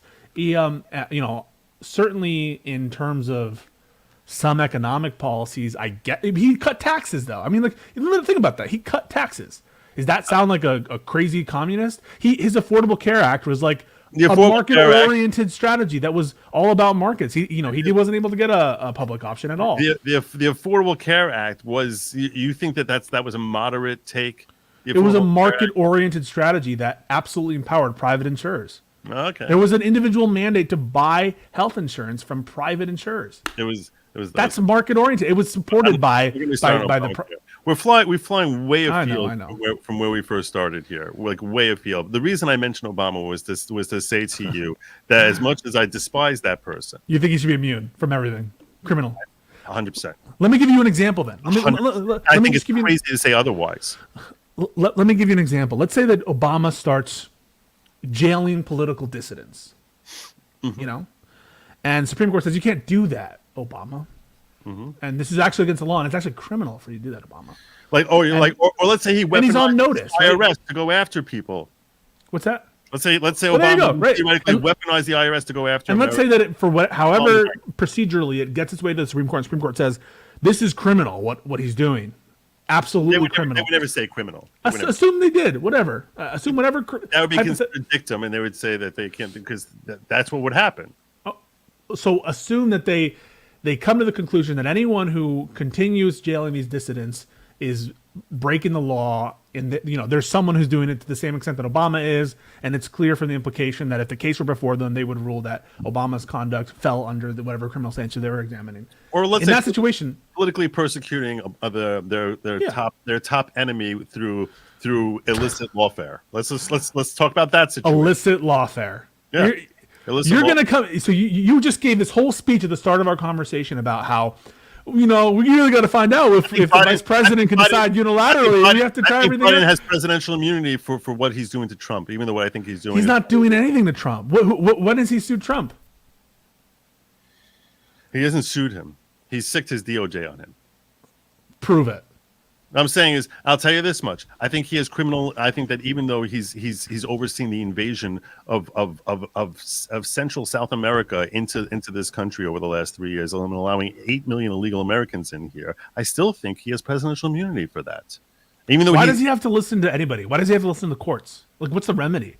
What do you mean? If the only remedy is impeachment, no, I think no. After impeachment. Assuming he were, but it requires as a first step impeachment and conviction and removal. Exactly. So that to me seems like you're opening the door, and it would be weird for the framers to have wanted to open the door and not be explicit about it. To presidents just like quietly doing fucked up shit, stealing people in the middle of the night, and no one finds out, and there's no incentive not to, because if someone finds out about it, who cares? You're immune because now you have resigned, and that's just insane. Oh, okay. There's no textual basis for it. But you're starting with an assumption that impeachment can only go for as long as you're serving. Well, and you're saying that based on the fact that are you now saying that president can be impeached after his term of office ends? I think you have to. I'll tell you something. I'm not gonna kid you. I don't want to talk out both sides of my tongue. I'm not gonna kid you. That when it was happening in 2021, I was very, very torn about it. And my initial take was, I don't see how that would work. And there were other issues with his impeachment. Meaning that it wasn't overseen by Justice Roberts, which an impeachment must be. So as to whether or not that was a valid impeachment proceeding is an interesting question. But that at the end of the day, I mean, you do recognize that is what it's set up. It needs to be done that way, not the president. Well, he wasn't president at the time, so I don't think that there's anything inconsistent about Roberts presiding or not presiding over the second impeachment. Wait a second. What's your take on this? Can you impeach? I think after absolutely office? you can impeach after, yeah. Okay, so we're on the same page there. So what are you arguing with me for? You're trying to just be difficult? No, because it's not just that, right? It's not just. I agree, and I think it's absolutely clear that you could impeach, or at the very least, convict on an impeachment that was started when you were in office. But that, to me, seems like such an odd thing to read in without any explicit text to support it. And especially, I don't like it when Trump has been arguing profusely incompatible things when it benefited him in the past. It seems like there's a bad faith aspect to what's going on here. Well, there isn't consistency. That's just what defendants always do. They always argue whatever legal argument, and whatever legal argument may hold. I expect more from the president. I think that's. Well, listen, you expect more from the president because it's bullshit. It's bullshit for you to as part of your argument. I think it's BS that the impeachment proceedings were brought in the first place, because I thought under Brandenburg it made no sense for him to be. Okay, but he's saying that he's, in terms of the jurisdiction or the. You're saying he should be above it. I'm telling you, Nancy Pelosi wasn't above it in the fact that she brought it in the first place. Debbie, let me just pull this up here. Debbie O says, "For the love of God, you can't argue real life with someone who read about it in a school book. Obama was and is a hate monger. His policies prove it." I don't know how old you guys think I am. I was around for Obama. I remember how much he was vilified by the right and how much trouble he got into by not being savvy enough to recognize that it was coming. He was such a terrible human being. The Obama administration's deliberate vandalism of the economy and its expansion of the security state wiped out 400 of my competitors in the field my business operates in. 160 of them self-terminated. Dude was evil. Are you stupid? Are you blaming the Great Recession on Obama? I don't think that's not what he's doing. What did he do? What did Obama do to wipe out your competitors and cause self-termination? He's talking about the expansion of security state. That's not the recession. The recession. How did he expand the security state? I'm not sure what he's referring to. He implemented. I don't know what industry. Are you talking about the NSA? Are you talking about those policies of bulk surveillance? I don't know what I don't know what he means by expansion of security state. Yeah, so I think it's nonsense. You don't know what industry he's even in, so I'm not sure how you know. Well, he should specify and not just be like the security state and leave it at that. This is MAGA country. Nigerian. Do you know Nate the lawyer? No. Sorry. Okay. Cool. And congratulations. You know what? I'm going to blow this. I don't know if he's still here, but in case you're still here, Nate, dude just hit 400,000 subs on YouTube. Oh wow. Yeah. He's a big YouTuber. Yeah. Maybe I should follow more. The only conservative law tubers I follow are you and. He's not conservative. I thought he just said it's MAGA country. I thought he. No. So when the whole Jussie Smollett thing happened and that broke out, they found out that he was Nigerian, that it was Nigerians who were doing it. So he was basically, because Jussie Smollett said this is MAGA country. Gotcha. So he was picturing these Nigerians screaming, "This is MAGA country." That was a wild little episode, huh? Yeah, it certainly was. So that's what he's pulling up there. Gotcha. Let me run through these really fast. PISCO, what's the process to object fraud election? File a lawsuit. There are many mechanisms within states to do this. And if Trump had produced evidence of election fraud, they would have undone it. No, they say yes, they would have. Who has standing? You don't have standing. It's It's irrelevant. Trump would have standing. Trump would have. It's not ripe yet. No. If you had actual evidence of fraud, Trump could have won that election for sure, or at least have a revote. You're out of your mind. Come on. If you were sitting as a judge, and there was outcome determinative fraud, you bet your bottom ass. Outcome determinative fraud. Yes, undo the election. You have 100%. You have zero interest in becoming a judge. You do I? Yeah. I don't think so. I don't think that. Yeah. I think I have the ability for it, but I just don't think that. You recognize that your political ambitions get scuttled. That's what happens. That's what happens when you handle a case like this, because half the country is going to despise you. I mean, maybe I guess in theory you can be considered lionized by the side who you end up falling on, but yeah, it's a politically dicey thing to actually. Well, I like speaking speaking out. I like political discourse. I like being open about my views, and I think that is a little bit inconsistent with the judicial role, where we're having the appearance of impartiality. Even though I think that I could put all my biases aside, I think that I could absolutely be fair in those contexts. I don't think that having my views be so open would give people the confidence, even though I think I am impartial. If I can put myself in those roles, I don't think that people would feel that way necessarily. And so I'm not sure if that role is appropriate for me, given that I like to speak out about my views. Right. My point was, if you had a different mindset in that case, you're thinking all about rubbing elbows and stuff like that, and you had a judge's mindset, which is that, hey, I need to recognize that I got to be a little careful here in how I handle things politically. You would understand that a politically motivated judge is not going to want to handle as a case where he might tell a state of 10 million people, yeah, you got to redo your whole election. Okay, you say that, but like you don't have any proof of it, because the truth is, you don't have proof. I do have proof of it, because there are dozens and dozens all saying no standing, no standing. Not. But those cases were all correctly decided. I mean, I don't know what to say.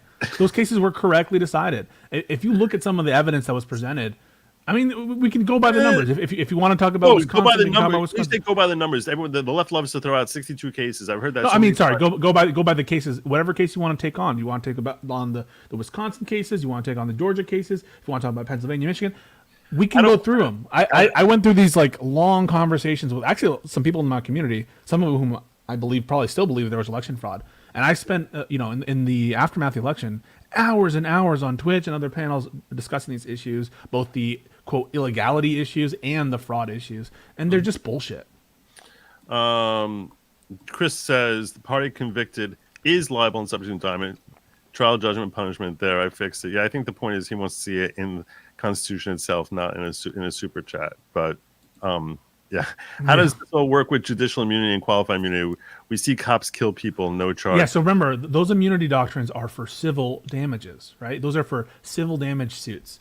There is no ability for cops to be free of the criminal law. The criminal law applies to cops. Now, there are some caveats to that. Number one, there are some times where there's a statute that explicitly says, like, cops are allowed to break the speed laws in pursuance of their duties, right? So there's, like, statutory legal carve-outs, but there's also situations in which cops have more opportunities for justification as a doctrine. If you saw the Chauvin trial, you saw that one of the major issues in that case, there were two major issues. One was causation. Did Chauvin actually cause the death, or was it like fentanyl and something else?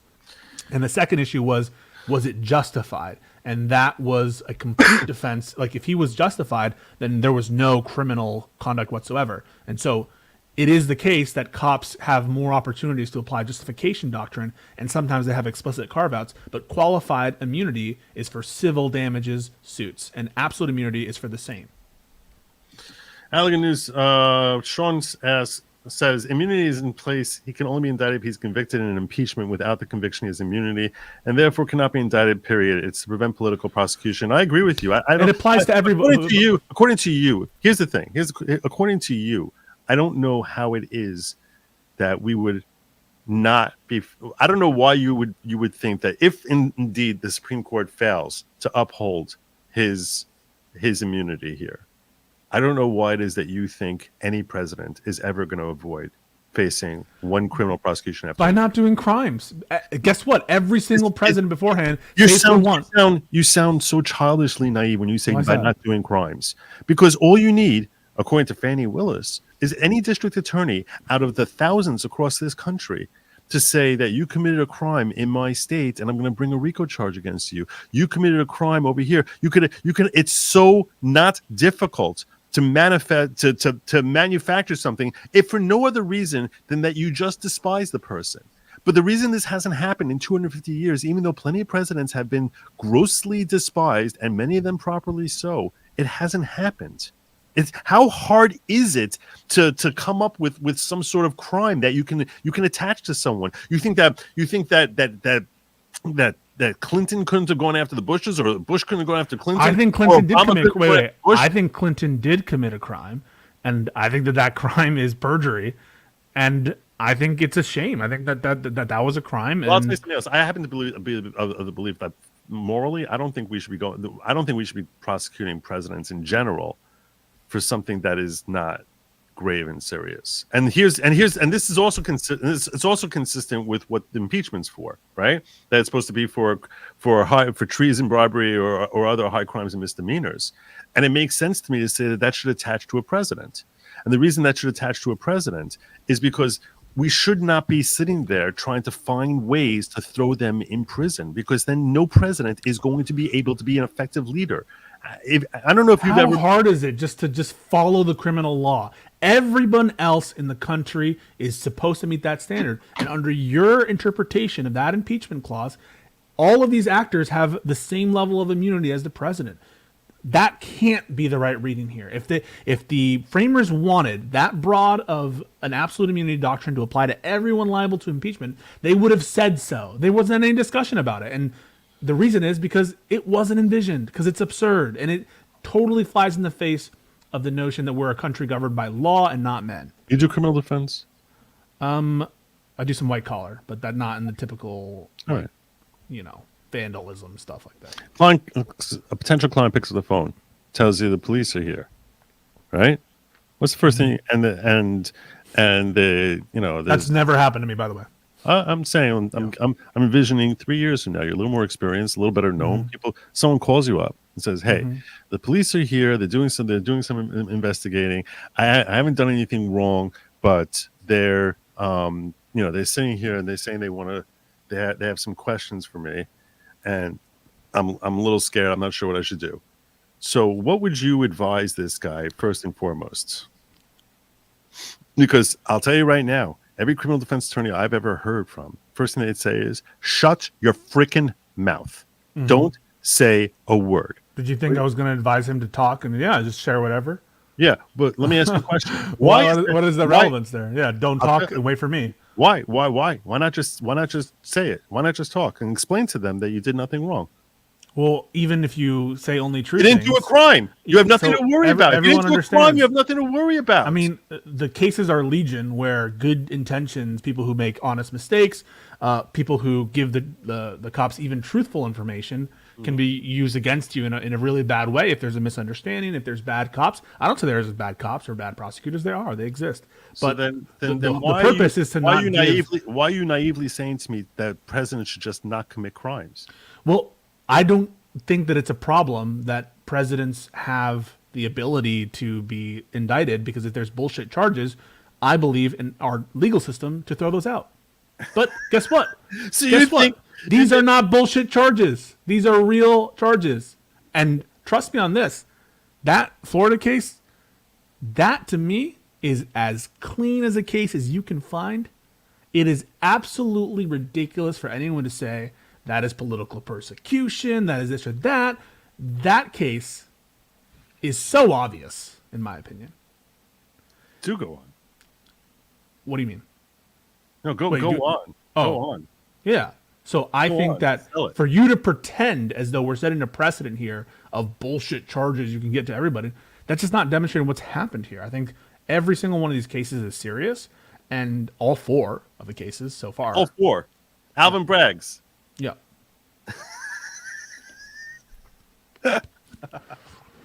Okay. We'll see. Okay. We'll see. Alvin Bragg's. Yeah. Where he says you wrote down you didn't classify in your books that you kept in your own safe that you wrote these down in ways that we think you should. It was a scheme to hide a violation of tax law, of campaign finance law. It wasn't tax law, no. It was. That's one of the offered. It's one of the offered predicate offenses to the felony charge. It was that he whatchamacallit. It was election law. That's one of them, but there's several. That was the whole issue. That was the whole issue that he's. That's one of them. There's multiple. You're saying it's not at all BS. It's not at all manufactured. When Alvin Bragg, who ran on a ticket of I'm going to go after Trump, manages to come. He did. Prove it. He did. Prove it. You're saying it. It's not true. He was campaign financing on I'm going to go after Trump. No, what he said was, "I promise that he's gonna take over for Cy Vance, and if he's gonna he's gonna continue the investigation, like he's gonna continue all the investigation that Cy Vance has." He said vote Get for the me. quote. I'm going to go after Trump. Get the quote. He didn't say that. This guy We're off the rails. charges Trump Yes. as the first person defendant in New York history to be charged with trying to violate a federal crime.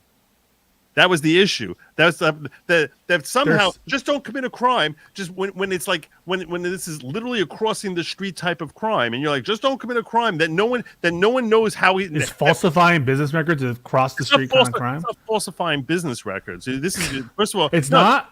No, it's not. Okay. It's not falsifying business records with respect to how he's classifying payments as to whether or not it should be classified as a campaign expense. So he could say whatever. He could say it's for hookers. He could say anything he wants. It's not the state of New York's business. Oh, that's okay. That's the kind of like ANCAP point, or like civil libertarian point, which is it's not a civil libertarian point. It's the Okay. point that no person has been charged with violating a federal crime in support of as the predicate. I don't even think that's true. The violation of state. That is true. When everyone reported this when that crime was first charged, because everyone made a big deal about it, because the first time in American history that a former president had been charged with a crime. And you're telling me just don't commit crimes and you're like, oh, they'll just be easily dismissed. They'll just be easily dismissed when the Alvin Bragg case showed anything but the opposite to be true. Now, because that is the most ludicrous thing. Assumption is that a nature of a charge that had never been charged against any other person in New York history that that charge has been charged. Not for with the predicate crime. Okay, but other crimes have federal hooks in them that incorporate federal standards. They bent over backwards so far to try to find some way that I can try and now twist New York law and change how New York law operates, just so I can go after that guy. And your response to me is that's not the case. Bragg was crucified. The FBI has 6 ways from Sunday to come after you. Oh God. And who said that? I don't remember who said that. Rob Norris says that every day. Yeah, who said that? I don't think Rob Norris. Rob Norris says that. I promise you, in every single conversation I've ever had with Rob Norris, he's quoting our dear Senate Majority Leader, Chuck Schumer. Yeah. And Alvin Bragg had to twist New York law to come up with what they do with it. The reason I bring this up is because the Manhattan DA is not the intelligence agencies of the United States. The reason I bring this up is because you say just don't commit a crime, and what I'm saying to you is when after the fact your actions are now reclassified as some way that we're going to call this an underpinning for RICO, that you sent out a tweet that this all of a sudden now becomes an underpinning for a RICO charge, that I'm telling you that it's ridiculous to say that it's not going to be politicized into persecution, because clearly we've seen that over and over again where they're saying some tweet he sent in 2017 is a predicate to show us what he really means in 2020. I mean, the nature of how they've pretzeled themselves to try and find some way to charge him, and then you come to me and say, just don't commit a crime. I'm telling you, whatever he did, they would find a way to charge him with crimes. That's what they made clear. That's your belief. I mean, that is an unfalsifiable belief. It's not hard for the other side to do it as well, and that's not a healthy republic to live in. And that's why we have presidential immunity, and that's why that presidential immunity, which has been recognized for 250 years, is going to continue to be recognized. Of course, it hasn't. No, it hasn't. Of course it has. No, it hasn't. Just because a former president hasn't been charged before doesn't mean that's exact proof. Why did they manage that the immunity doctrine has not been recognized? Why did no one else manage to find a crime ever? Why is that? I think that honestly, if you can point to specific criminal offenses of Barack Obama, of Bill Clinton, who probably should have been charged, weaponizing the IRS. Oh, so why wasn't weaponizing the IRS is a crime? Why isn't wait? Is weaponizing the IRS a crime? I'm not sufficiently familiar with the U.S. code to tell you what crimes are applied there. I've never been a district attorney, so I can't. But your whole point would be like, why didn't they go after Clinton? I think they should have. But for perjury. But why didn't they? Who the hell knows? Because they're stupid. Oh, no. Oh, so you're saying to me, you want to try and give me indicators that we know that there's no such thing as presidential immunity from the fact that a pardon was issued to Nixon, and yet, and I say to you, I say to you, I have no idea why the hell he did that, other than the fact that perhaps perhaps it doesn't seem to really fit within his presidential duties. So perhaps he kind of needed it because it doesn't fit within what a president. Well, that's weird because the DOJ years before Trump, Yeah, this has been their consistent position for decades. So What's you the- say that it's a new thing for Trump. What's The the- OLC, the Office of Legal Counsels of the DOJ's office, are these famous memoranda that establish the DOJ's position on presidential immunity, that have been consistent now for years. That what the immunity, the scope of immunity is temporary indictment immunity while they're sitting presidents, but they're still subject to indictments afterwards, and even if they've been acquitted of an impeachment. And That's what been is their position. What is their basis for saying he has any immunity at all? Their basis for saying that the temporary immunity has to do with the structure of the executive power and the vesting clause, stuff like that. But that doesn't extend. That rationale doesn't extend as far as former presidents. Nothing to do with impeachment clause. No, because the impeachment clause is not a grant of authority. Not a grant of immunity. Okay, so you're saying the OLC, because it is interesting that they did that the United States in their oral arguments earlier this week, they did recognize a presidential immunity. The DOJ, Jack Smith's part of the DOJ. They've always recognized indictment immunity. So my question for you is, what is their source for that? I just told you the structure of the executive branch, the vesting clause, which makes it incompatible. How can you take care of the executive functions and the law of the United States if you are in the prison, right? That's the incompatibility. And I absolutely understand that you can make some weird hypotheticals about the president when they're sitting in office. The huge difference is the whole time they're still subject to the criminal law. They're still subject to criminal investigation. They're still subject to indictment after their term ends, which is at most like some term of years, right? And so the incentive structure for people to follow the criminal law exists even though there's this temporary indictment immunity. And so it is not nearly as grand in scope as what's being offered by Trump and his cronies. Let me run through some of these. Let's go. Some of these are dated already, That's so old they got hair growing on them. Wolfpack, That's a CTV fan. That's a CTV fan. I don't know what that the is. person who rated me, critically thinking veteran. You don't know who that is? Am I supposed to? He's a right-wing conservative darling of the Twitch politics community, which is dead now. So Twitch is not my thing. yeah. There was C. Stephanie Willis and C. James met in the White House, but not at all having to do anything with President Biden going after him. They just happened to be there. It was probably some tour. What do you think? They all planned together. They all coordinated. And they were like, "I'll do the civil thing. You do this and that." Know that Willis has met with Jack Smith. Why is that happening? Wait. You don't think that it would be appropriate for prosecutors who are concurrently prosecuting the same person to talk about like their schedules and what they think? And you think Garland acts?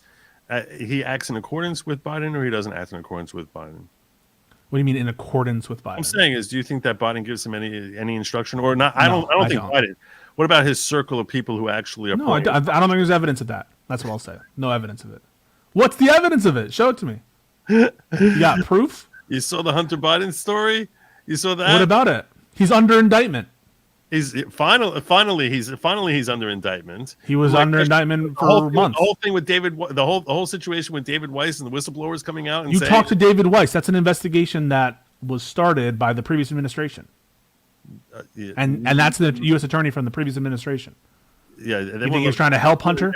Everyone comes back to that. But when David Weiss, when we have two whistleblowers coming forward and saying that David Weiss told them that he didn't have charging authority, and then they have the whole CYA letter from a lot of inconsistencies with the whistleblowers, and a lot of inconsistencies. And you know what? I'm in favor of an investigation into Hunter Biden. I'm okay with them indicting him. I'm okay with that process playing out, and I'm happy that the president has committed to not pardoning Hunter Biden. And you know what? I don't think he should.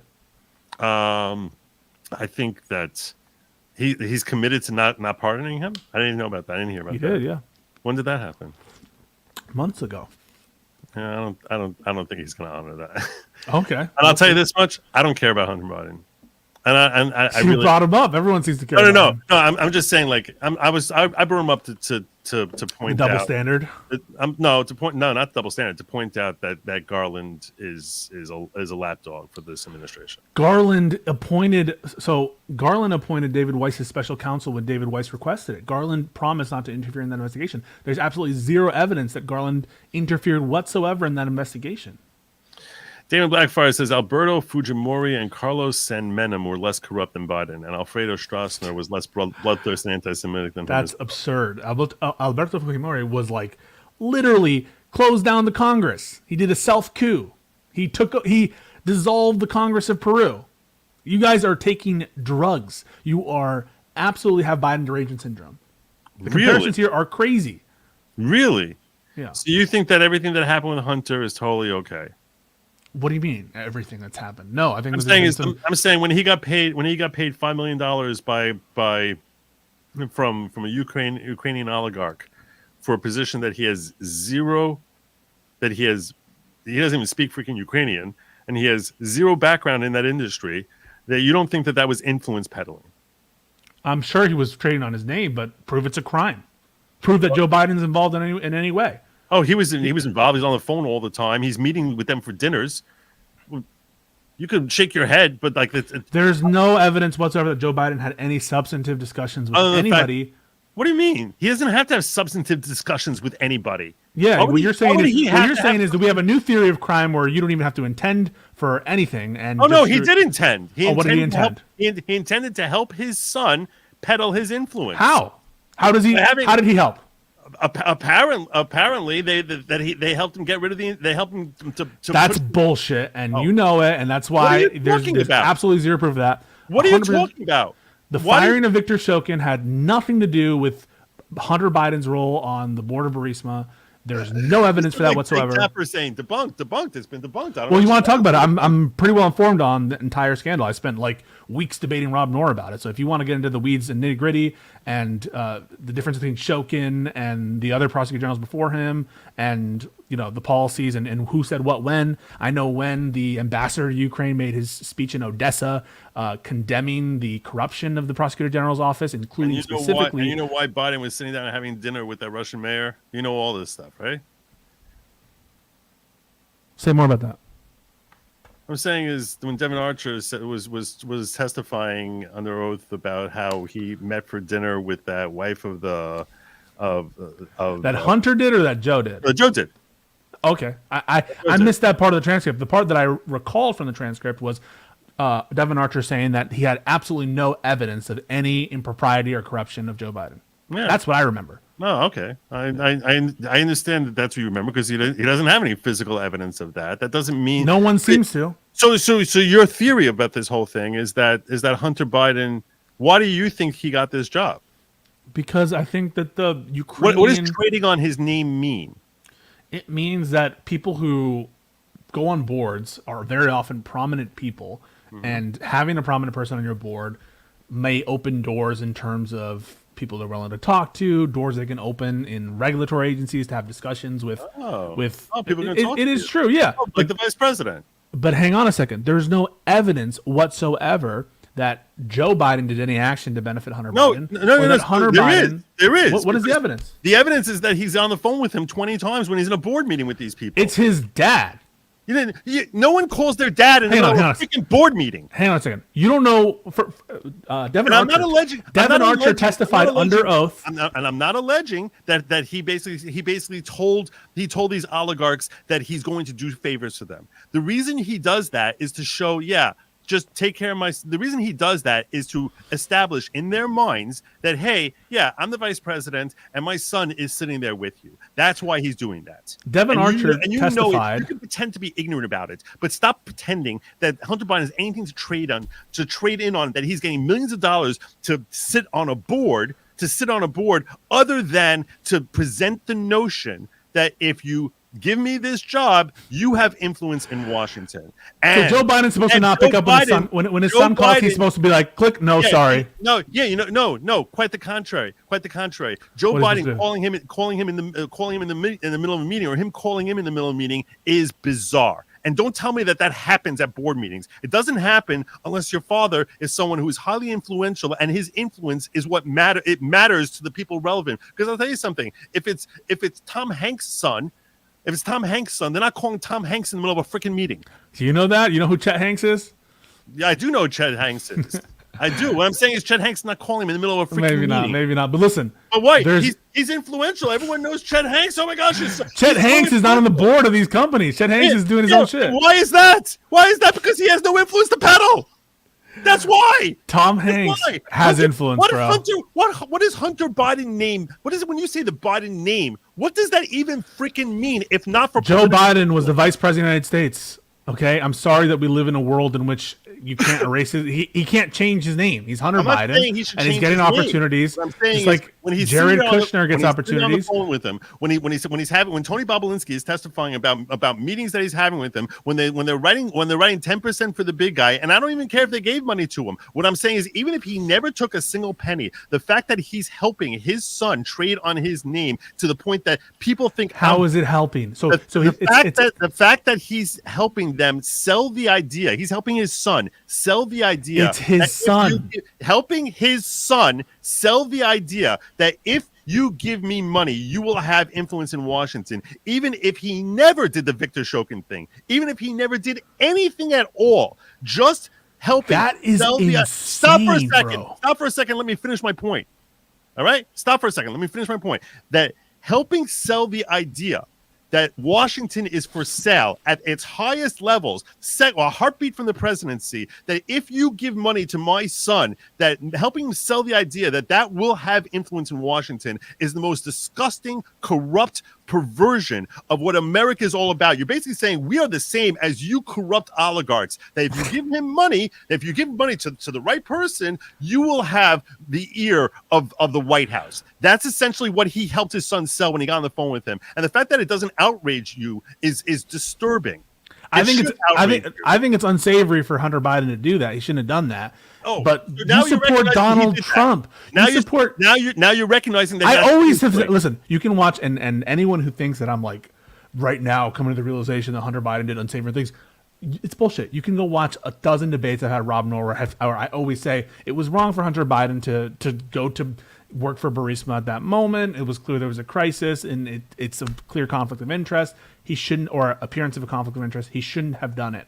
But you support Donald Trump, and you're going to tell me that Joe Biden picking up the phone when Hunter calls him is showing that the country's for sale. But all the shit that Donald Trump does with his hotels, with the deals that he was still having while a president of the United States, he was getting millions of dollars in terms of fees from China. And you don't care. You don't give a shit about that. You don't give a shit about the Saudi deal with Jared Kushner. You don't care about that. Shouldn't we look into that? No, Isn't it given the appearance that's for sale? I have no problem with you looking into the Saudi deal. I have no problem with that.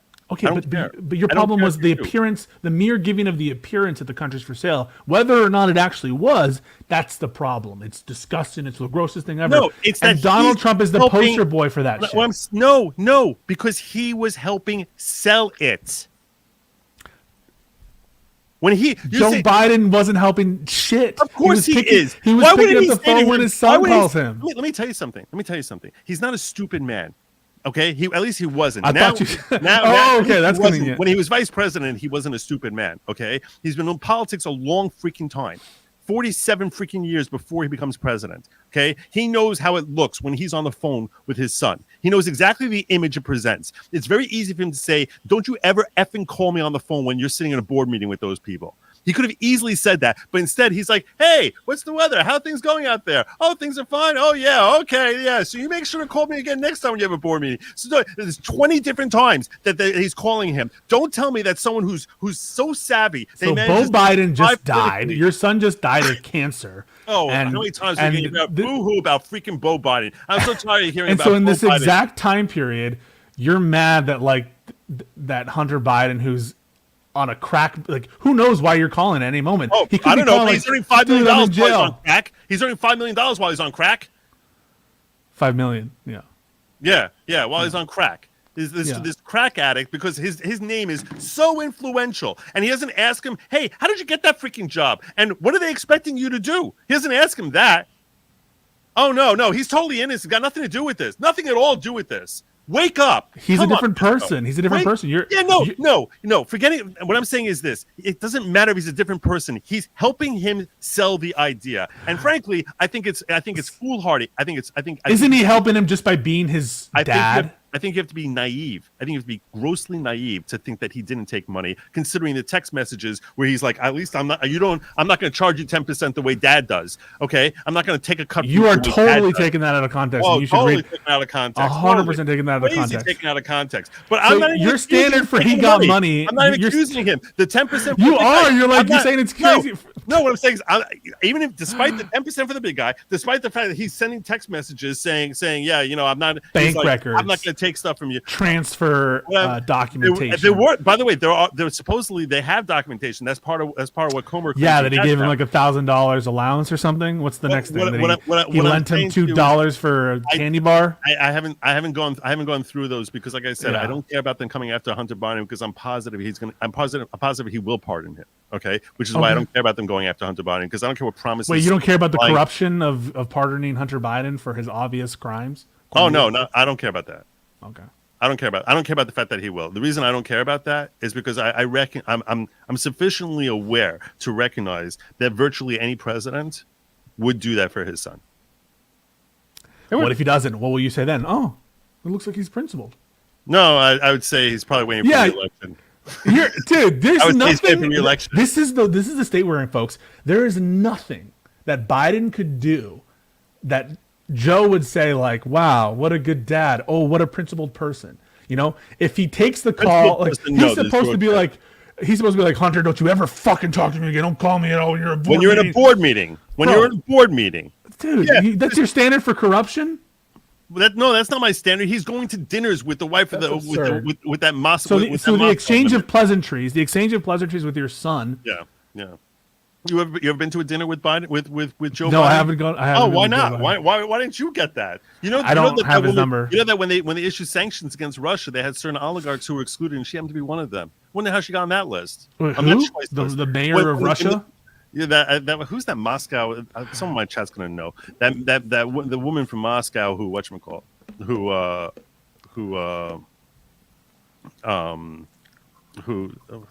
she's called the wife of the Moscow. I think she was a mayor of the wife. What was I don't know, bro. Listen. Yeah, we really flew a little bit. We're far afield, bro. We're far afield. We're very far afield. We're talking about shit that don't matter to nobody except for you. Yeah. I was just kidding about the mayor of Russia. He said I'm Moscow. confused. Biden Obama was an obvious joke. Come on, be honest. I didn't obvious joke. I didn't you even guys. Did you wait? Did you guys see the Joe Rogan clip? Did you see the Joe Rogan clip where they're like, remember when Biden said that shit about airports and airfields when it came to the Revolutionary War? Did you see that clip? No. It is. You should watch it. I'm sure your chat's seen it, or someone in your chat's seen it. But basically, what happens is they misattribute what the mistake of the airports that Biden was referencing is actually something Trump said. And the minute they realized it was something that Trump said, they're like, oh, yeah, I guess that was a mistake, huh? But before they were like, this is so disqualifying. He doesn't know where he is. He's ancient. He should get you fired at any job. But the second it's Trump, they're like, whatever. That's what I kind of feel your approach is. Just a little bit. And it's an insane double standard. Here's the thing. I will recognize that Trump is flawed. I'll sit here in my audience, and when I heard him last night at town hall, okay, and he threw out there that there's 18 million illegals crossing under Biden, I was like, the number is 11, or the number is 8 right now, and they're expecting it to by Biden's administration to be 11 or 12. I said, there's no reason to exaggerate to 18. And I said, I don't like that he's doing that. The number 8 million is astonishingly asinine. And that alone is an indictment. That's what pisses you off? That he's inflating the number of illegals coming in? No. So what I'm saying is, I don't have a problem calling him out on that. Although someone in my chat corrected me and said it's 8 million that we know about, but it's estimated that it can be as high as 18 million. So that's the root of him coming up with that number. My point is this: I think it's like a weird thing to be like, wow, he really shouldn't have done that. I've said that's the least of it. Every time I talk about him, this is what I say. I say that I love his policies, and in foreign policies, he was easily the best president in American history. It's not even close. But in American history, foreign policy, foreign policy in American history. Okay. I mean, if you take out Washington, Revolutionary War, but if you talk about, because that's technically, I guess, foreign policy. But I'm saying is because you can't argue about Washington and the Revolutionary War, for crying out loud. But as far as like policies of how to deal with other countries, that yes, there's no president who comes close. It's not even close. And if you look at if you go through his track record, it's astonishing what he did. But putting that aside, I say at the same time, well, I think most of his domestic policies, not all of them, many of them were phenomenal, and his foreign policy was exceptional. But I think as a human being, he's kind of gross, and he has a lot of flaws. I think as a human being, I think he's a narcissist. I think he's insecure, and I think that he has issues which I would never want my kids to be anything like him as a person. He happens to be phenomenal at doing that job, or at least he was in his first administration. But as a person, I think that he's not someone who's admirable as a human being. So he's not someone who I put on a pedestal and say, oh, this is, the great messiah, Donald Trump, at all. Quite the contrary. As a person, I bash him frequently. I think as a president, he happened to be, unfortunately, the nature of the job is that some people who are great people are not great presidents, and some people who are lousy people are phenomenal presidents. So I don't. Trump is a lousy person. I don't think he's a good person. We agree. I think he's a horrible person. I don't know. I don't think he's nearly the horrible person that the left makes him out to be. I think he's a very. The term I use is I think he's a very flawed person. I think that's the most. I think he's a very highly flawed person. Who's a better person, Joe Biden or Donald Trump? Trump. Come on, man. No, he is. He is. Why is Joe Biden? Think about just like their Christmas messages, or they're like just having decorum. I don't think it's close. I don't think it's close. I think it's not close. Trump is a much better human being. Better. So Joe Biden must be like Hitler. No, he's not. He's not as bad as Obama. But you say in one breath. You say in one breath that Joe Biden doesn't even know where he is, but he's a worse person than Donald Trump, even though he's a mental patient. He spent 50 years in Washington beforehand, and I still think he should be impeached for what he did as vice president. I think he should be impeached for what he did as vice president. And then charged, because he needs to be impeached and then charged. Definitely. I think he should be impeached for what he did. For what? For the Burisma bullshit? Yeah. I think that was treasonous. Oh my God, your guys' brains. I think that was treasonous. Treasonous? Yeah. Treasonous to fire Shokin, this corrupt as fuck oligarch who was not going after the murderers of Maidan and had diamond stealing prosecutors underneath him, and everything that Trump was impeached for under the first indictment, on the first impeachment, everything he was impeached for was basically because he saw that video of what Biden basically claimed in that video. And I'm sure you've seen that video if you cover the story. Yes, I have. Yeah. Okay, where he basically is claiming that he used U.S. funds to that was based. That was based of him to do blackmail. Well, hold on a second. It was based. Hold on a second. What is based? What is based about the fact that he's? So you tell me it happens to benefit his son's company. It just happens to benefit them. And let's hang on a second. That's a little bit more of a that's weird not causality thing here. So it happens to benefit. So corruption is using American funds to happen to benefit them. That to happen to benefit a company that is buying his son's brand. That name. is not why they're doing it. The reason is. How do you know that? How can you possibly? Because we have the contemporaneous messages from and testimonies under oath of the career agency officials, especially in the State Department, and their correspondence, and why they were doing this. And the reason is because this guy was corrupt, and he wasn't helping situations, and he was not going after corruption in Ukraine. Corruption is endemic in Ukraine. It's a constant problem, and it was absolutely based for the Obama administration, spearheaded by the State Department, who then later brought on Vice President Biden to put conditions on the money they were sending. By the way, conditions on money being sent are like what Republicans want for Ukraine now. You would think that it's totally based in the context of like current situations to put conditions on aid flowing to Ukraine. But when the Obama administration does it, you're like, that's corruption. That's so bullshit. When this Trump guy was did it, corrupt. When Trump did it, he was impeached for it. When Trump did it he was trying to cook up a deal with Giuliani and the prosecutor general who succeeded Shokin. When Trump did it, he's impeached, but when Biden did it, it's you calling it based. No, but Biden was implementing our State Department policy. What Trump was doing was asking Lutsenko and the other cronies in Ukraine, including the president, to announce an investigation into his political rivals based on nothing. After those people were telling him there's nothing here. He was trying to get them to announce an investigation for his own political ends, to further his own election. And that's what it was. And it's obvious that that's what it was. He wasn't trying to root out some actual maliciousness that happened with Joe Biden and the firing of Shokin. That's all bullshit. It's made up, and it's turning your brain into mush. Okay. All right. I want to ask you a question. Yeah. I want to answer your question. Okay. Let's pretend for a moment. I want to ask to just think this through for a second. Okay. Let's pretend for a moment that Trump would have sent Jack or Don Jr. to go work on some board. Yeah. In I don't know, name a corrupt country besides Ukraine. We'll make it as. Can you name a corrupt country besides it? Let's say some Belarus. Belarus. Okay, so he sends him to work on some board in Belarus and work for a very, very notoriously corrupt company and collect money from them. Okay, so first and foremost, don't tell me you wouldn't be freaking out that there's if Trump sent whatever. them? No, what I'm saying is if Don Jr. got that job somewhere in Belarus, don't tell me you would not be freaking out about it. Don't tell me, because you know you would. Do you think I'm freaking out? But hold on a second. But let me go further. Okay. Let's assume this person in Belarus says to Don Jr., okay, I want you to have your dad sign a treaty between and help expedite a treaty between Israel and the UAE. Mm-hmm. Okay. Now, he already planned on doing that. Mm-hmm. He already planned on doing that.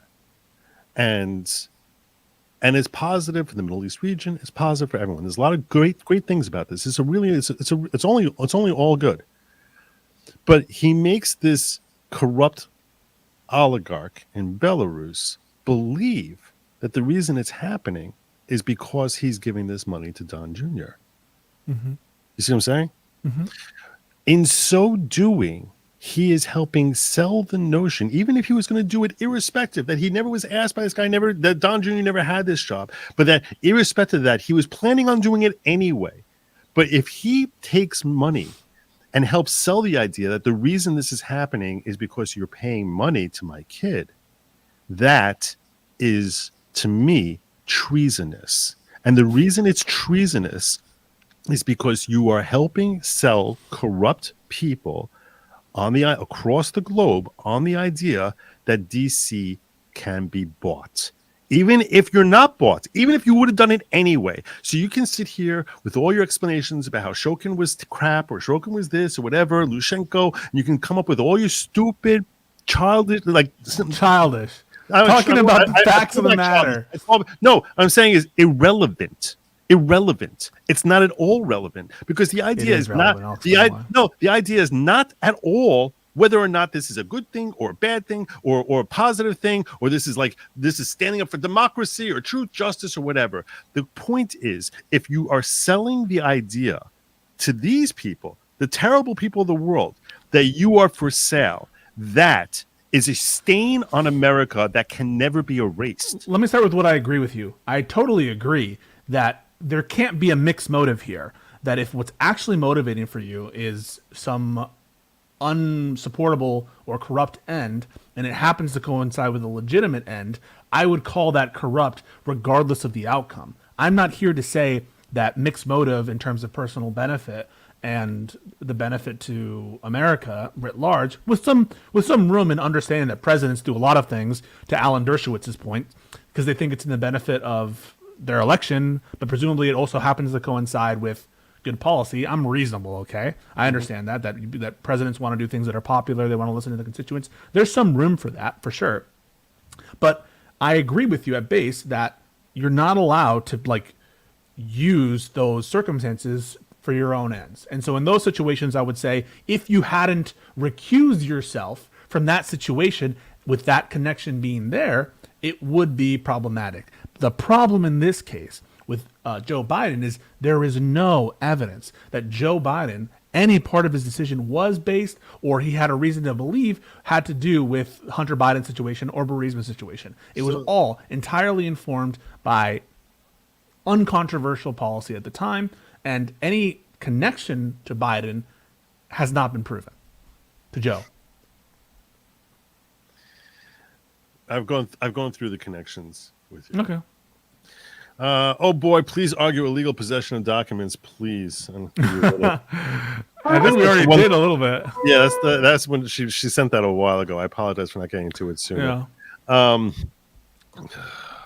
I mean, it's $20, I guess. Yeah. He just thinks that that Trump magically declassified it with his mind, and I don't think I don't know. I know. I don't think he did that. What did he do then? How is it legal? I think that once he took it out, it was declassified. But that would put a substantive limit on the president's ability to take documents home with him without declassifying them. And that would seem like that's weird. Why should we assume that presidents aren't allowed to, everywhere they go, carry documents without declassifying them automatically? Well, that seems weird. Well, it seems weird to say that if he gives them to someone when he's president in the middle of his administration and gives it to some stranger, that's not declassified. Wouldn't you view that maybe as offering classification, or I should say, authorization for that person to Why? now? Why? Do you think the president's authority to authorize people to view classified information is also plenary? Let's say he doesn't even tell them it's classified. Okay, then how can you say it's automatic classification? I'm saying it's automatically declassified.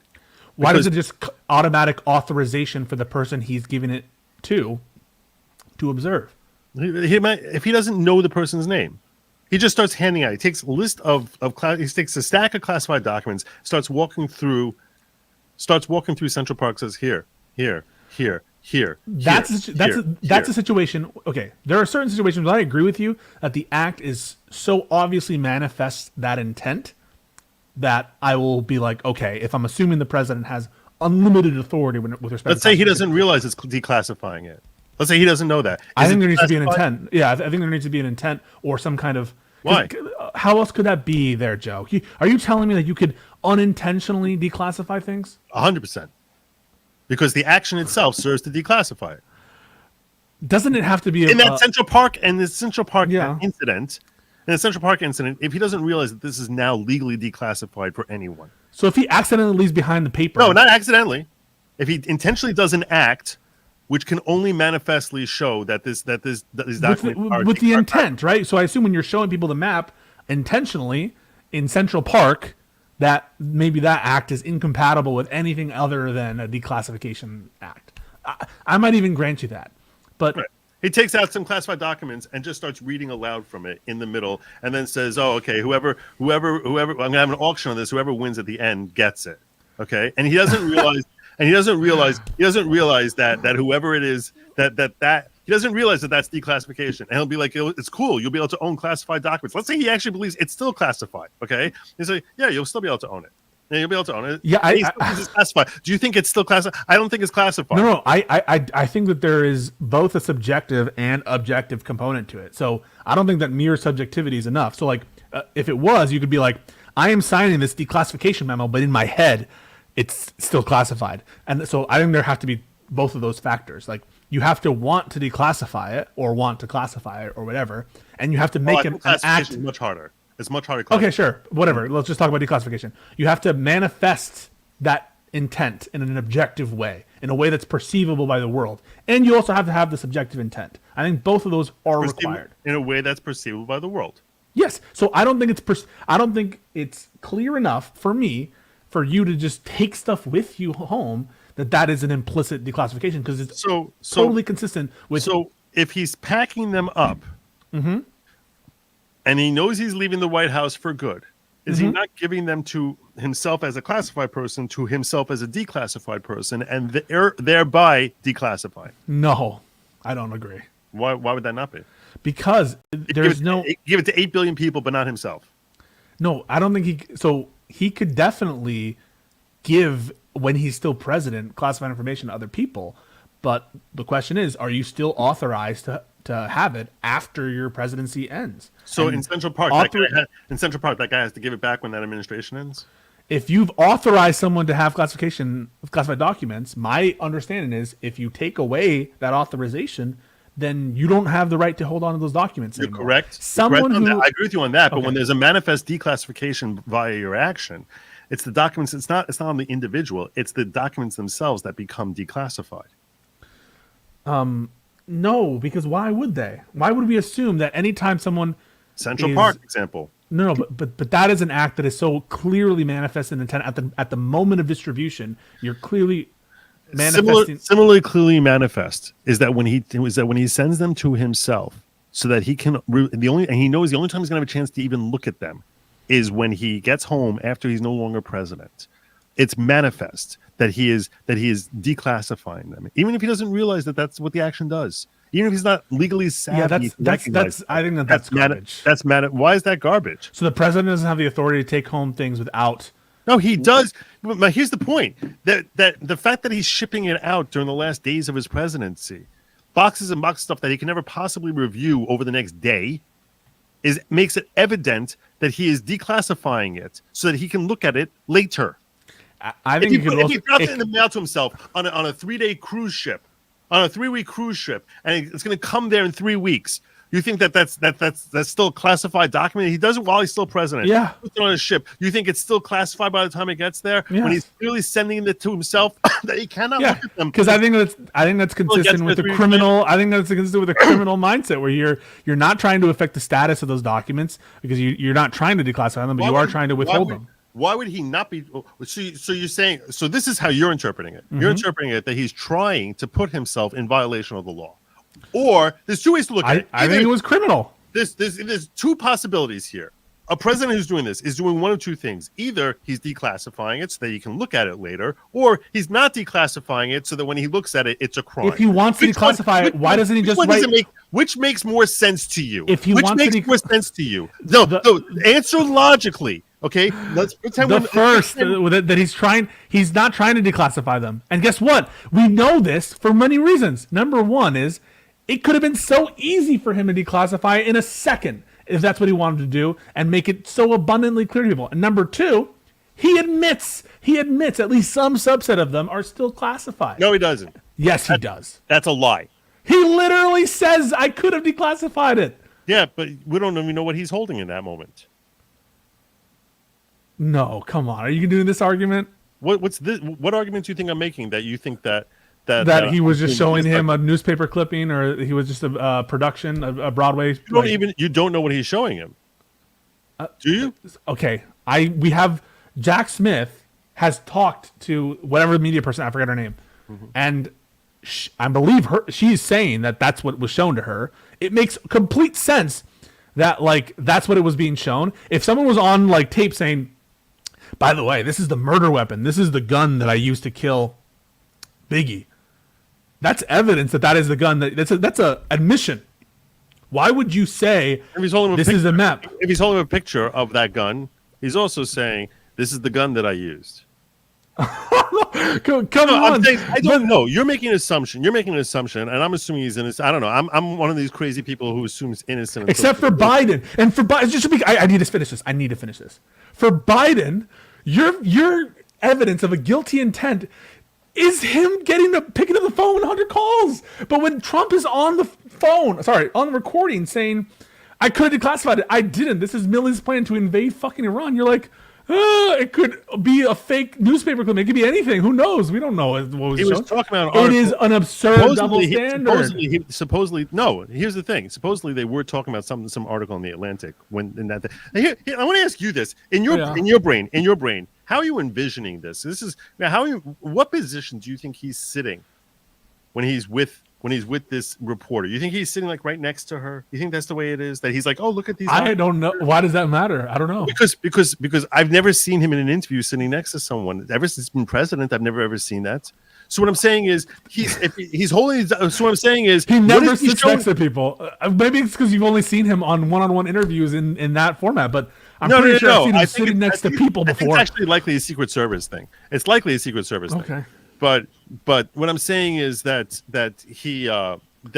the most likely scenario here is that he's sitting facing her. He's not showing her here. Look at these documents. What does it matter? The conversation that he said when he said it's not declassified, or that he didn't declassify, he could have, is so damning. I don't know what to make of it. Like, how is that not more damning than Joe Biden picking up the phone when Hunter Biden calls? Answer that one. Because you don't know what you don't know what he's showing them, and B, And you don't know what Hunter Biden's saying to Joe Biden. B, as I spent the first 20 minutes of this conversation explaining, I don't think he needs to be cognizant of declassification for it to be automatically declassified. Okay, I do think that he needs to intend to declassify it. Why? I think at the very least, I'm not saying that. I want you to know something. I actually think, with respect to the Florida case, he has a much bigger problem than that. I think that's not even a problem at all. He has a The much obstruction bigger problem stuff is, yeah. I mean, he's done every kind of way. I think the obstruction stuff is a much bigger problem for him, because I think here's why. Because I think if there's a congressional order that he has Grand jury subpoena. There's a grand jury subpoena, congressional grand jury subpoena that he has Not to turn over. congressional, grand jury subpoena from a court. So, right, that says that he has to turn over any document that has stamped classified on it, whether or not it's classified, and he fails to do that, and he claims that he has. I think that's a far more serious, that's a far more difficult for him to escape.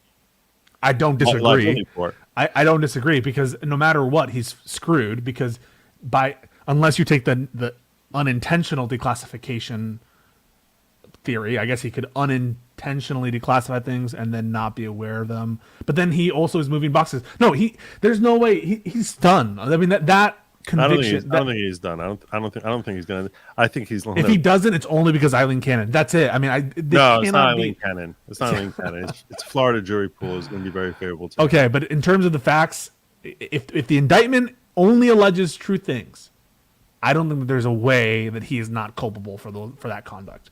Even if you buy the unintentional mental galactic interstellar declassification theories.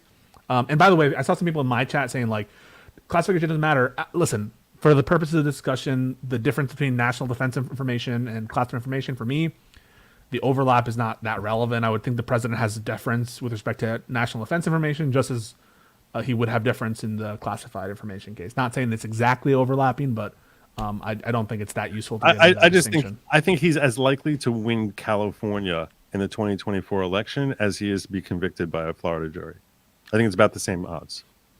Are you serious? That's how hard I think to find 12 people who agree to convict him in Florida. Florida's as red a state as he can possibly get.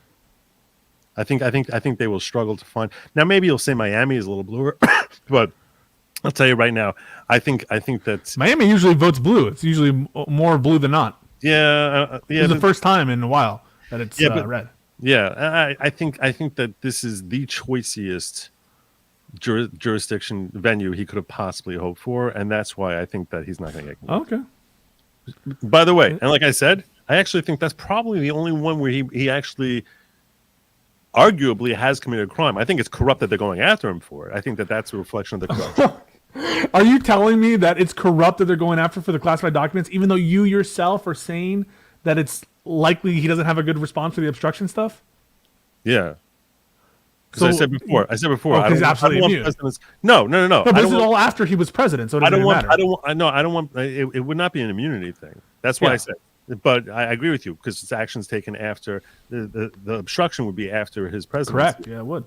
But what I'm saying is, I think it's the sort of ticky-tacky stuff that we shouldn't be going after a president. So don't charge people for obstruction of justice. No. We should be charging people, but I don't think that we should be looking. Obstruction of justice is a ticky-tacky thing. It is, because the only reason they're asking for it is because they hate him and they want to basically act with him. Do you agree with Hunter? The only reason this grand jury is issuing a subpoena is because he's so hated in D.C. No, because he stole American documents that don't belong to him. What does that even mean? Steal documents? They're not his documents. No, Those but are here's presidential the thing. records. What does that mean? What does that mean? It means he does not have an entitlement to What do you own think? those. He's going to sell them to Russia? I don't care what he's going to do. But if he had declassified them, then If it's you totally stole my fine. bike, I wouldn't be like, Really? oh, you're going to sell it to Russia? You stole my bike. It's not yours. No. Here's the thing. But here's what you're missing. Here's what you're missing. When it comes to documents, what is the value of a document? Is it the physical piece of paper? I don't know. It's Yeah, the information. It's the information on the document. It's both. It's both because in the context of at least purportedly maybe classified information. What you care about is the information. No, you also care about not having that information be accessible to others. I promise you, if you had a secret patent, but if he declassified them, you wouldn't care about that. if he declassified them, I wouldn't care about that. I would care about the fact that he had them. Yes, I would. So why? But it's declassified. So what? Those documents don't belong to you. Give them back. That's what I'm saying. Is it's not like he doesn't have access to the information. He has access to the information whenever he wants because that's the former President's Act. So he would have access to the information. You think so? That's just, it's expressed in the former President's Act that anything that happened that was generated during the course. Okay, of but even if that's true, it's not his. no, Right? I can give you a right to go on my property to I don't know, have your dog go to the bathroom. Doesn't mean you get to take my house. A right to possess or a right to look at isn't the right to own.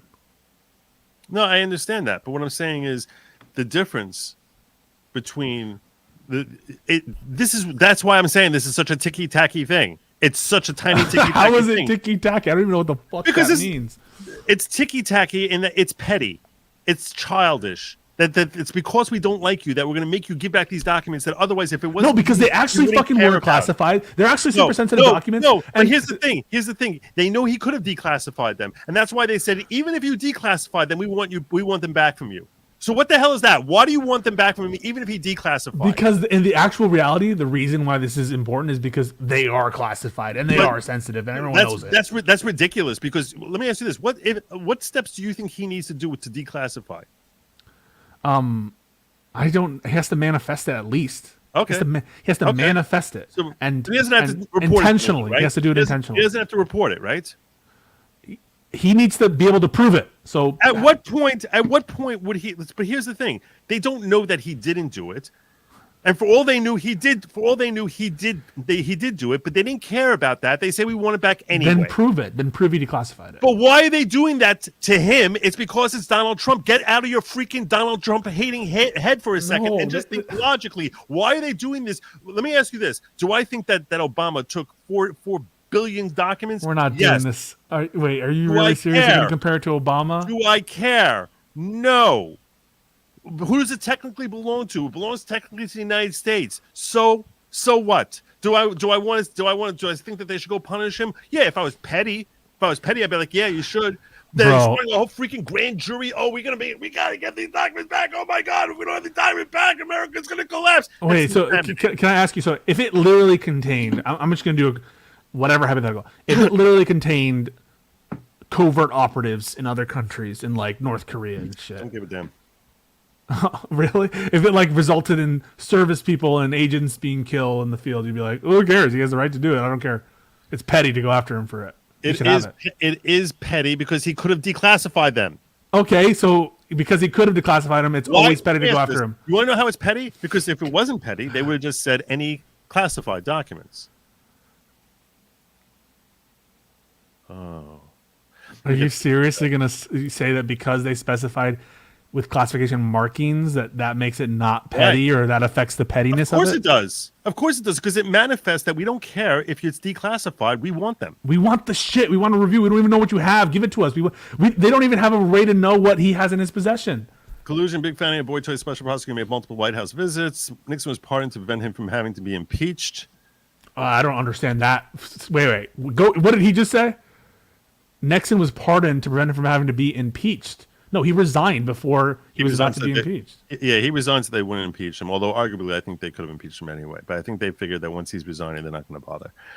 Obama killed U.S. citizens, no trial conviction. Can he be charged for that? Okay. You want to deal with the Obama hypothetical? Not hypothetical. What actually example? Happened? Yeah. So the Obama history files. The Obama Not less. comparison. The But people Obama are like, omitted, oh, omitted, Obama omitted, killed. omitted chapter 17 of from what I learned from my Listen, father or whatever stupid. Everyone recognizes, you included, that the territoriality of the Constitution. Well, why are you doing this? No, I'm listening. The territoriality of the Constitution, it's not uniform abroad and at home.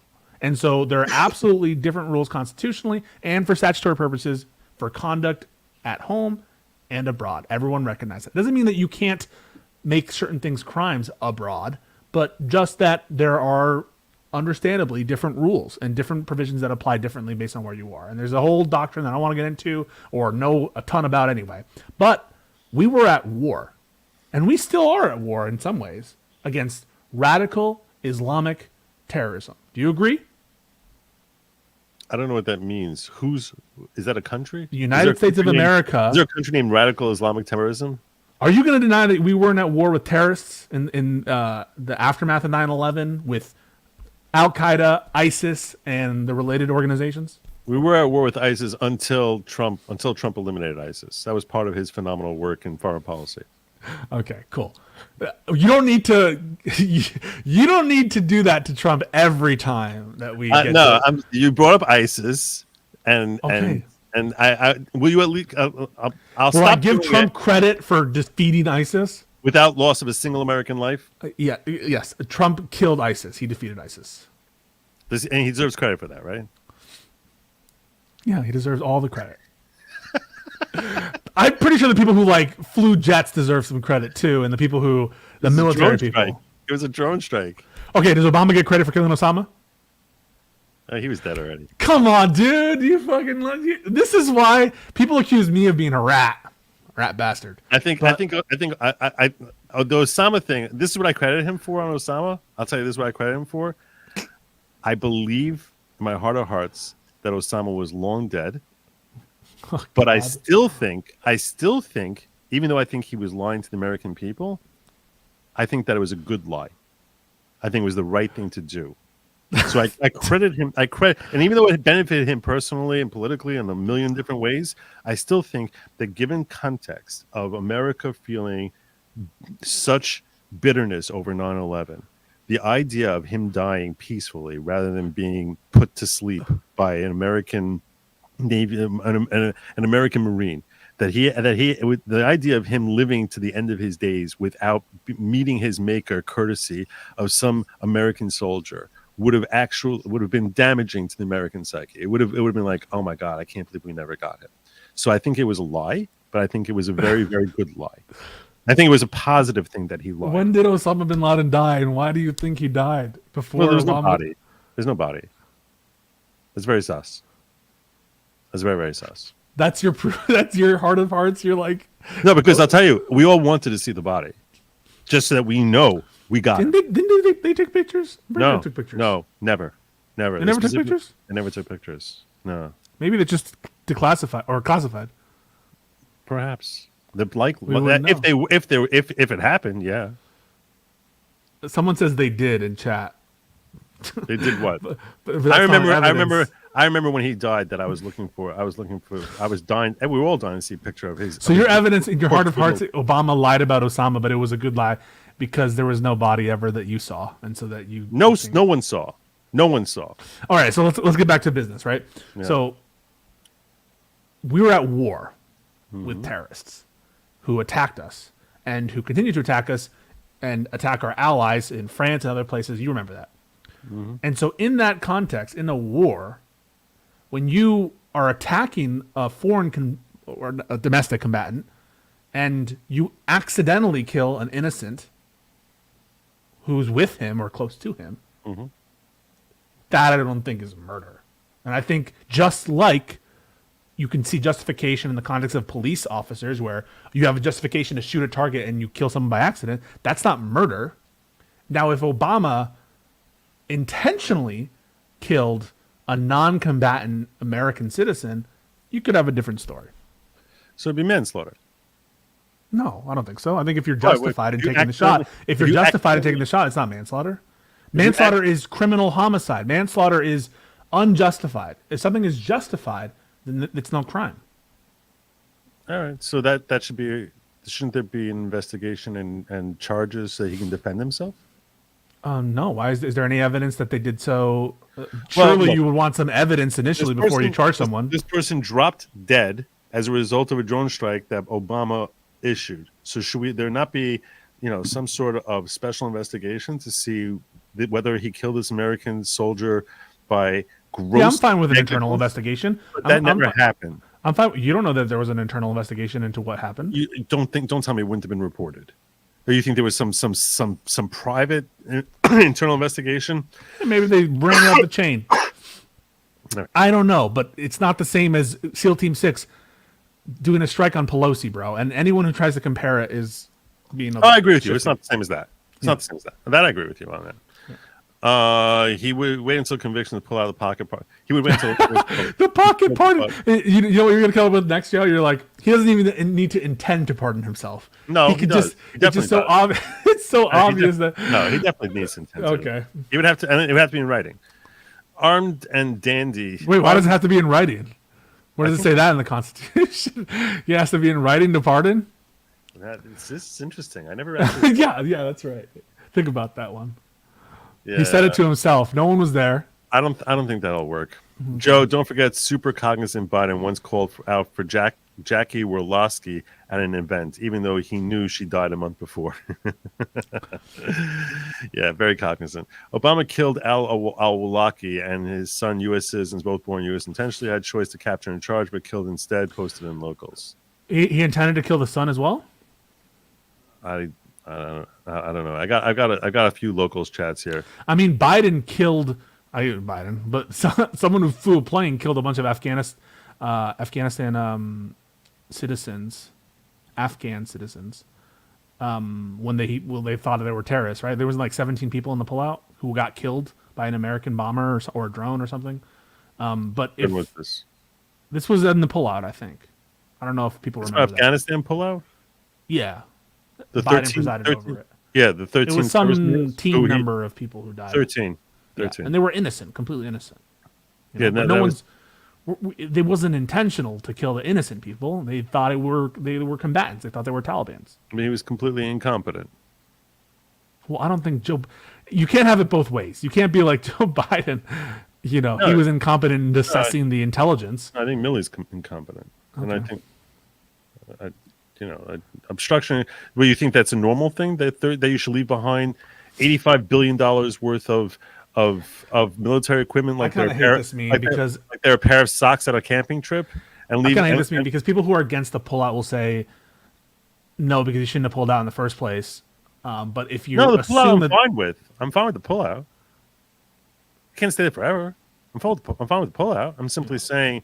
Pull out with competence. So you think Biden did the right thing when he pulled out of Afghanistan? I think that I don't have a problem with him pulling out. Why don't you just give him credit for something? You can't even give him credit for Obama. Credit for killing Osama. You give him credit for 13. I gave him credit for the lie, which that's a big thing for me to give credit. You gave him credit for lying about killing Osama. Yeah, I think it was a good lie. Okay. Obstruction in Congress happens every term. Obama pushed inside. Strike with pen was his way. AD says Judge Brett Kavanaugh regarding Aiken County Federal District 2011 SCOTUS would have to write a writ of mandamus forcing the DOJ to apply laws equally to the president. Good luck with that, bro. You think you're going to get mandamus on the charge against Trump? Good luck. If it was possible, I'm sure Trump would have tried it. If immunity follows the president after they leave office, why not ability to impeach them for acts they committed while in office? Oh, I said they can. He said that they can. Now that it's convenient.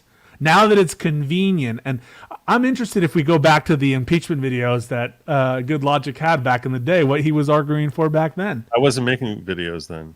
You weren't making videos during the second impeachment after January 6th? No, I wasn't. I wasn't able to live stream at that point.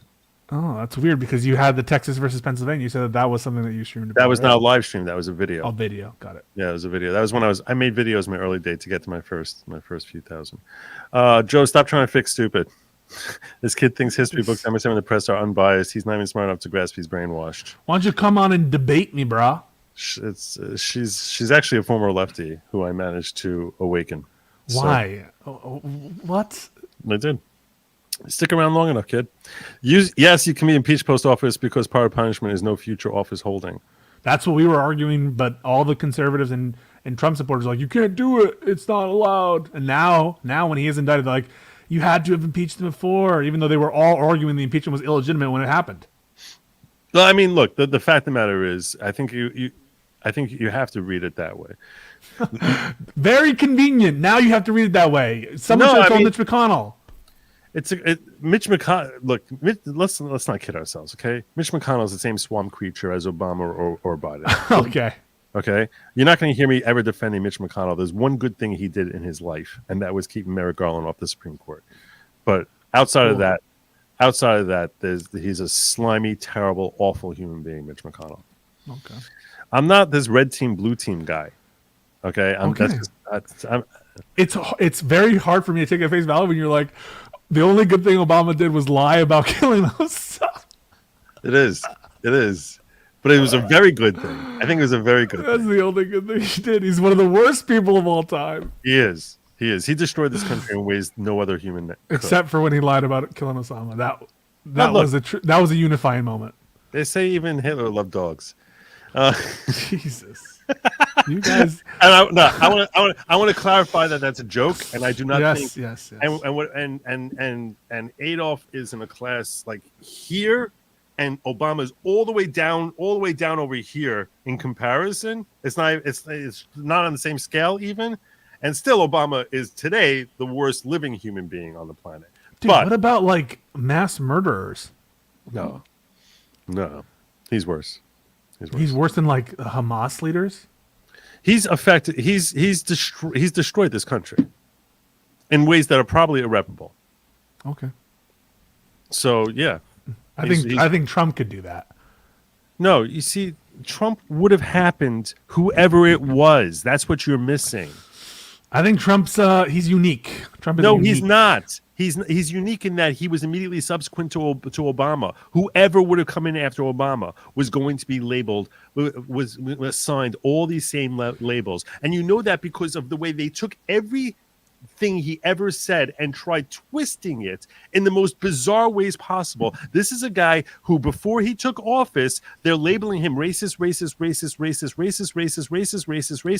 hates black people, hates gay people, who like 5 years earlier was recognized by the NAACP for his love of the black community. But he's labeled racist. Why? Because he immediately succeeded Obama.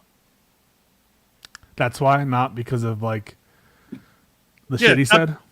No, not yes, 100%. That's why they're twisting that when he says they're THEIR rapists, they send us their slime. He send us their crooks, they're evil people, they're racists, and then they're like, oh, you see, he's saying they're racists. It's like that's what they're sending us. They're not sending us their best and brightest. They're sending us their cartels, their crooks. And he's like, and then he pauses. He's like, they're rapists. So it's like all of a sudden that becomes THEY''RE instead of THEIR, which every other there was THER. It's so stupid. And he has to sit there defending that. There's 47 different clips of him making fun of this guy, that guy, whatever guy, because that's part of his charm is poking at people. Where he's doing this thing where he's like, poking.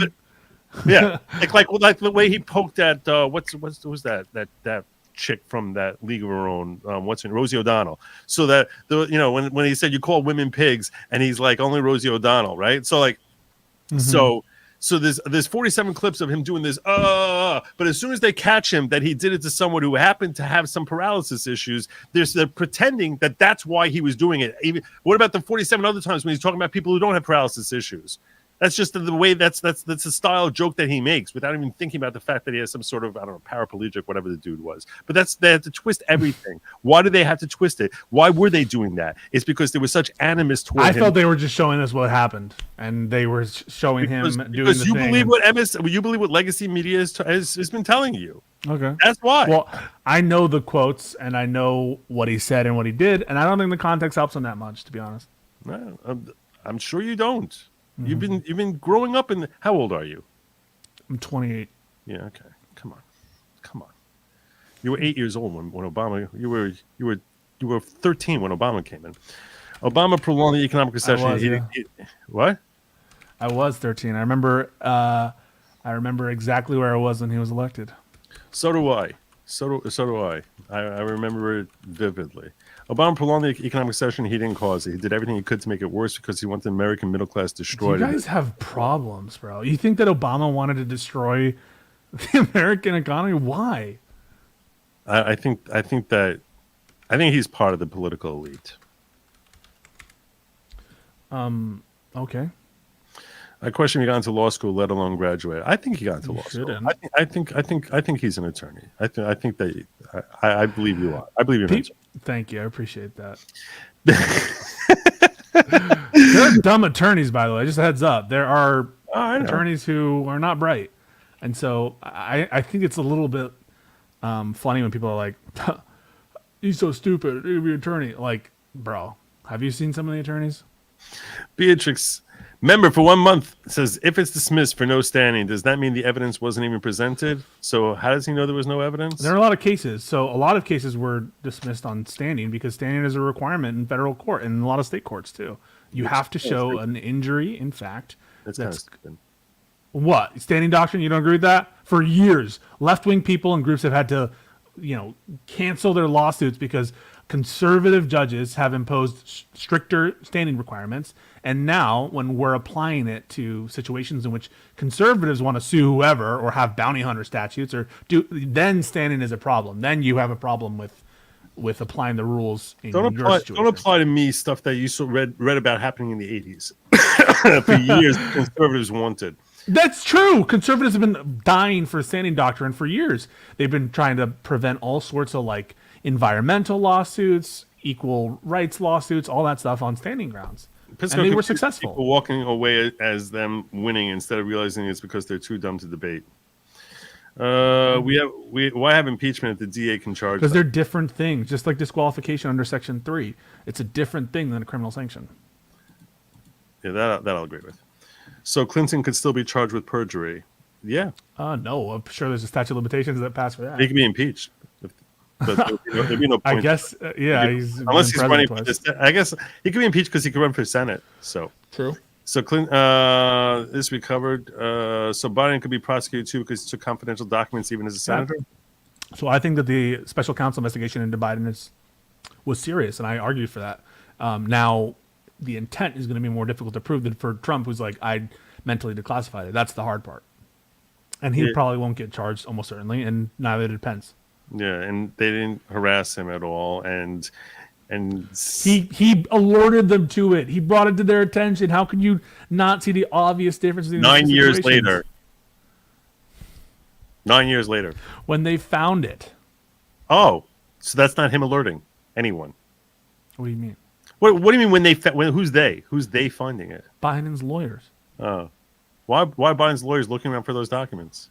I have no earthly idea. What are you gonna say, that they knew it was there? No, it's after, because it was after. Why not just burn it? That's a fair question. So state enforced federal campaign finance law. Apparently, yes. No, I didn't say that. It's not technically that. It's the predicate for it. John Vedemore said he loved coming to the show. Oh, cool. All right. Who the hell is that? Was that Tam? That is Tam. You know Tam? Tam was the person who added. So just to reconstruct, Tam is the one who scenario. introduced me to Destiny. Oh, really? Yeah. Well, they've been doing a lot of help for you, because let me just tell you how I first met Tam virtually. Tam added me and was like, I'd love to see you discuss this with Good Logic. I was like, sure, I'd be happy to discuss Section 3 with Good Logic. And you said, this is cognitive masturbation of the highest caliber. Or something to that effect. Like, I would never talk to this. I like to say highest order. and then Tam was defending you in the trenches, because I was like, weird, dude. Like, I guess I'm sorry for what. And you still didn't want to talk until I said something about Hunter Biden, I think, or the Biden impeachment stuff. Yeah. So Tam also. They're all right. They're all right. No, she also feeds like she'll drop off some real nuggets from me, like stories from me that I. She was very nice to me when I was in Rakita Law's chats. Mhm. You know what the chat, the YouTube function, and Rakita gave me mod permissions. Didn't Look at expect that. Yeah. Do not cast your pearls before swine. God bless. Cool, Jesus freak. Thanks. For- That was their name. It wasn't a. Yeah, sure it was. Look, it's right there. Ford gave Nixon a pardon to allow country to move on, similar to post-Civil Yeah, War. so that cuts against the arguments both on Section 3 and on absolute immunity. Boom. We didn't even get to the whole Section 3 thing. Yeah. Temporary. We're not going to have time. Temporary immunity. I gotta get you out of here. Me too. Temporary immunity means he does not have immunity from his time before office or after he's officially replaced. But at any time, anything that happens while he's sitting in office is under immunity. No, I mean when I say temporary immunity, it's what the LLC thinks is temporary immunity, which is just like while you're president, It's their own made you up can't be thing. indicted. Okay. It is. It's literally their own made up thing. We'll see, bro. This has. I know that you're very hopeful SCOTUS is going to uphold his argument.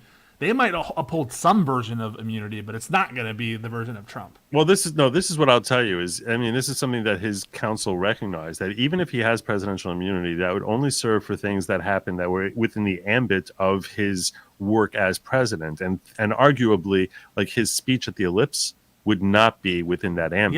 Yeah, I agree. So I think even if you had the absolute immunity doctrine limited to official acts, really, really close official acts, it wouldn't cover the indictments, in my opinion. No, I think well, that's the question: is whether, because voting is not protecting voting is within the ambit. Would you agree that protecting voting is within the ambit of upholding the Constitution? Yeah, Okay, all right, good. So but the thing is, was he doing that? And there's very good reason to believe he was intentionally misleading people. Well, I would think that the benefit of the doubt should always go toward the defendant. I know you do, except for when it's fucking Joe Biden answering calls. Then it's the benefit of the doubt goes to to the conspiracy. No, I said benefit of the doubt with respect to whether or not we should say that immunity attaches. But I don't think that that's different than saying that's a completely different thing. Then factual benefit of the doubt. You're saying no, you should defer to the president's judgment on what I'm saying official? Is in situations where you are the crime that he's committing there is that he is making someone think that America is a piece of crap, even if he doesn't intend to. Of course he intends to. He's trying to help his son sell the notion that he's for sale. I don't believe he is. Okay. All right. But Ukraine's newspaper reported that Burisma paid Joe $900,000 to get rid of the prosecutor. Prove it. Well, that's what Ukraine's newspaper says. I've been a lib for 40 years and feared Trump, but nothing PISCO says that is factually accurate. In fact, he's just trolling, constantly deflecting and distracting. The left method for poor. Then come on, Wusta. I mean, really, if you feel so confident, come on and talk to me. Ukraine does not receive the title of being the money laundering armpit of the world for nothing. Corporate media, government, agitprop platforms emitted most of our taxes. Everyone acknowledges this. This is why the Lutsenko non-indictment or non-going after Burisma for serious things afterwards doesn't prove that Joe Biden wanted that outcome. He said he was going to go after Burisma. He had a press conference saying that he was going to do it, and the State Department doesn't control Lutsenko. The State Department didn't implement Lutsenko. Poroshenko put in Lutsenko. And I know a lot of people don't know who these people are. I do, because I was forced to go down this conspiracy theory rabbit hole when Rob Noor wanted to debate it every single day. Joe, did you miss my Obama super chat? No, I got it. I just got it much later than you anticipated. He's always been far left, not center left, as PISCO says. He was part of the Weather Underground. He was Bill Ayers. That's what Captain COVID was pointing out. I know his policies. I know what he ran on. That's what I know. If you're saying he's a secret commie, I haven't seen proof of that, and I'll let you know, a lot of very left-wing people hate Obama. Just saying. Who? Anyone who's against American interventionism abroad, anyone who wants single-payer health care, they thought that Obamacare was bad because it was a compromise, a deadly compromise, because liberals are always deadly compromises in their minds. Calm down, Joe. Less Destiny, more Glenn Greenwald. He helped him by being his dad, but add-in phone call went in meeting cells. call well in meeting sells it. Yeah, so just to be clear, we don't even know when these alleged meetings took place. Archer testifies that he thinks that these meetings occurred. He can't point to a single time. He doesn't point to any specifics. We don't have any call logs. These are just allegations from Devin Archer. If someone made those allegations of you without knowing what was said, who it was said in front of, the What I context, recall, all that there was a stuff, whistleblower it's who not enough. actually, from what I recall, it was actually a whistleblower who paid them. Oh my God, are you talking about the 1023? Yeah. That was an allegation that someone heard Zlochevsky say that, but Zlochevsky, of course, denies that now. President Trump has been a businessman most of his life, and his far few. I guess we trust less. Far fewer shell companies. So the number of shell companies you have, that's how you know how corrupt you are. The number of companies you have. I was actually talking today about how I think that this is a mistake that people make, that when they hear shell company or they see a stupid. picture of two people together, that they just sort of draw a conclusion because something could be nefarious, that it must be nefarious. And that is something that we here on the right are probably more prone to doing, because we've been contending with lies from legacy media and we actually recognize them. So we tend to assume the worst. And like I was explaining, and I explained this on my and this is going to be pro your side, I think. So I think you might like. I think your audience thought might that like would be this one. Osama comment, but I didn't quite take it the way you intended. No, so this is pro your side. Like this is so what I was saying is this. We tend to forget that these rich and powerful people are very that they can get starstruck also. The example I was giving locals was like, I was like, Tom Brady is like, oh, cool, that's Tom Cruise. And Tom Cruise is like, oh, cool, that's Tom Brady. Like each of them are sort of starstruck by the other.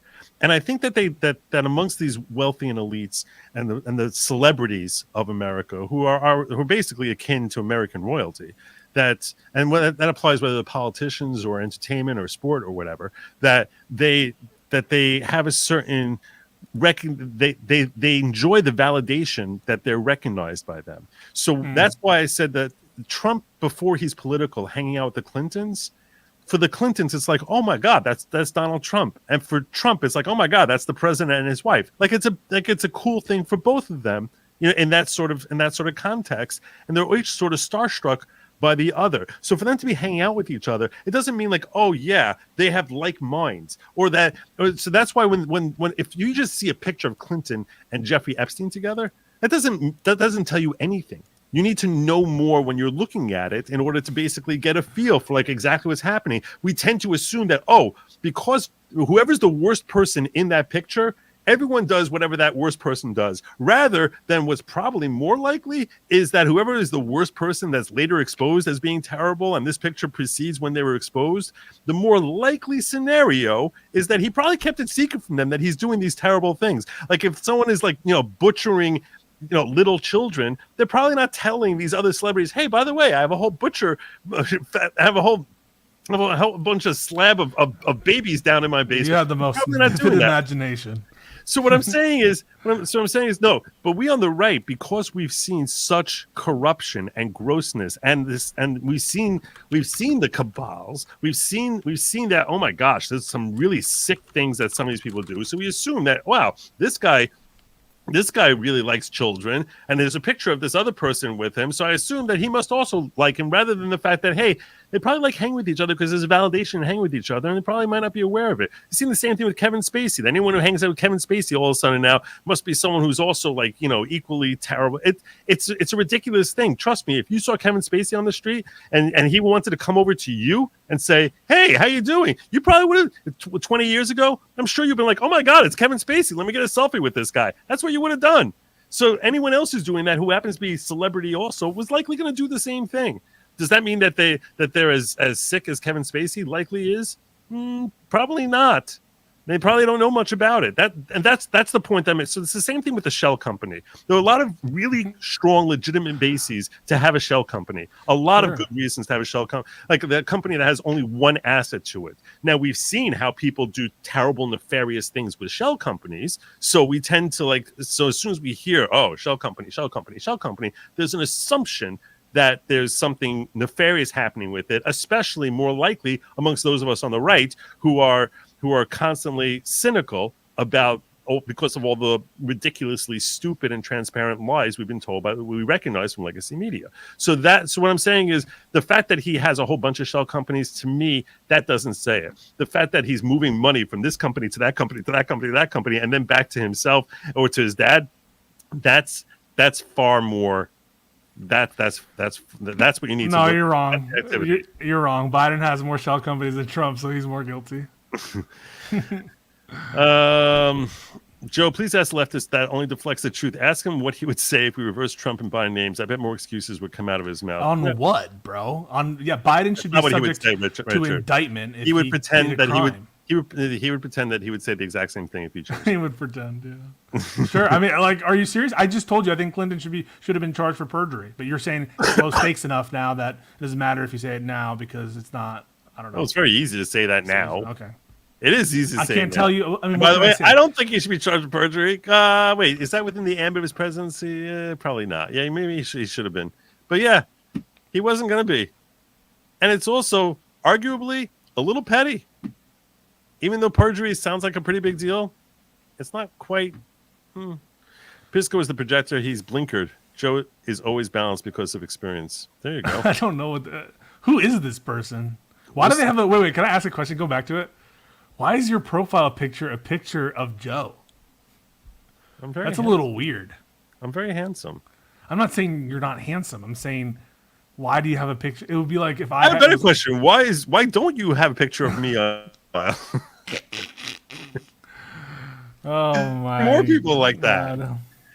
This guy is as ridiculous as the media hyenas. Why are you wasting time with him, Joe? I'll tell you why. Because I think that I think it's entertaining. Like you sort of need, if you need to spar once in a while, and you know what? At least like he's able to like put up. Yeah, I know he's really good at dodging and running. I'm a dodger. No, but I'll tell you this much: every once in a while, he'll try like uppercut there and like whatever, and like he's sort of he gets a little 1-2. Hey, how about that absolute immunity for everybody?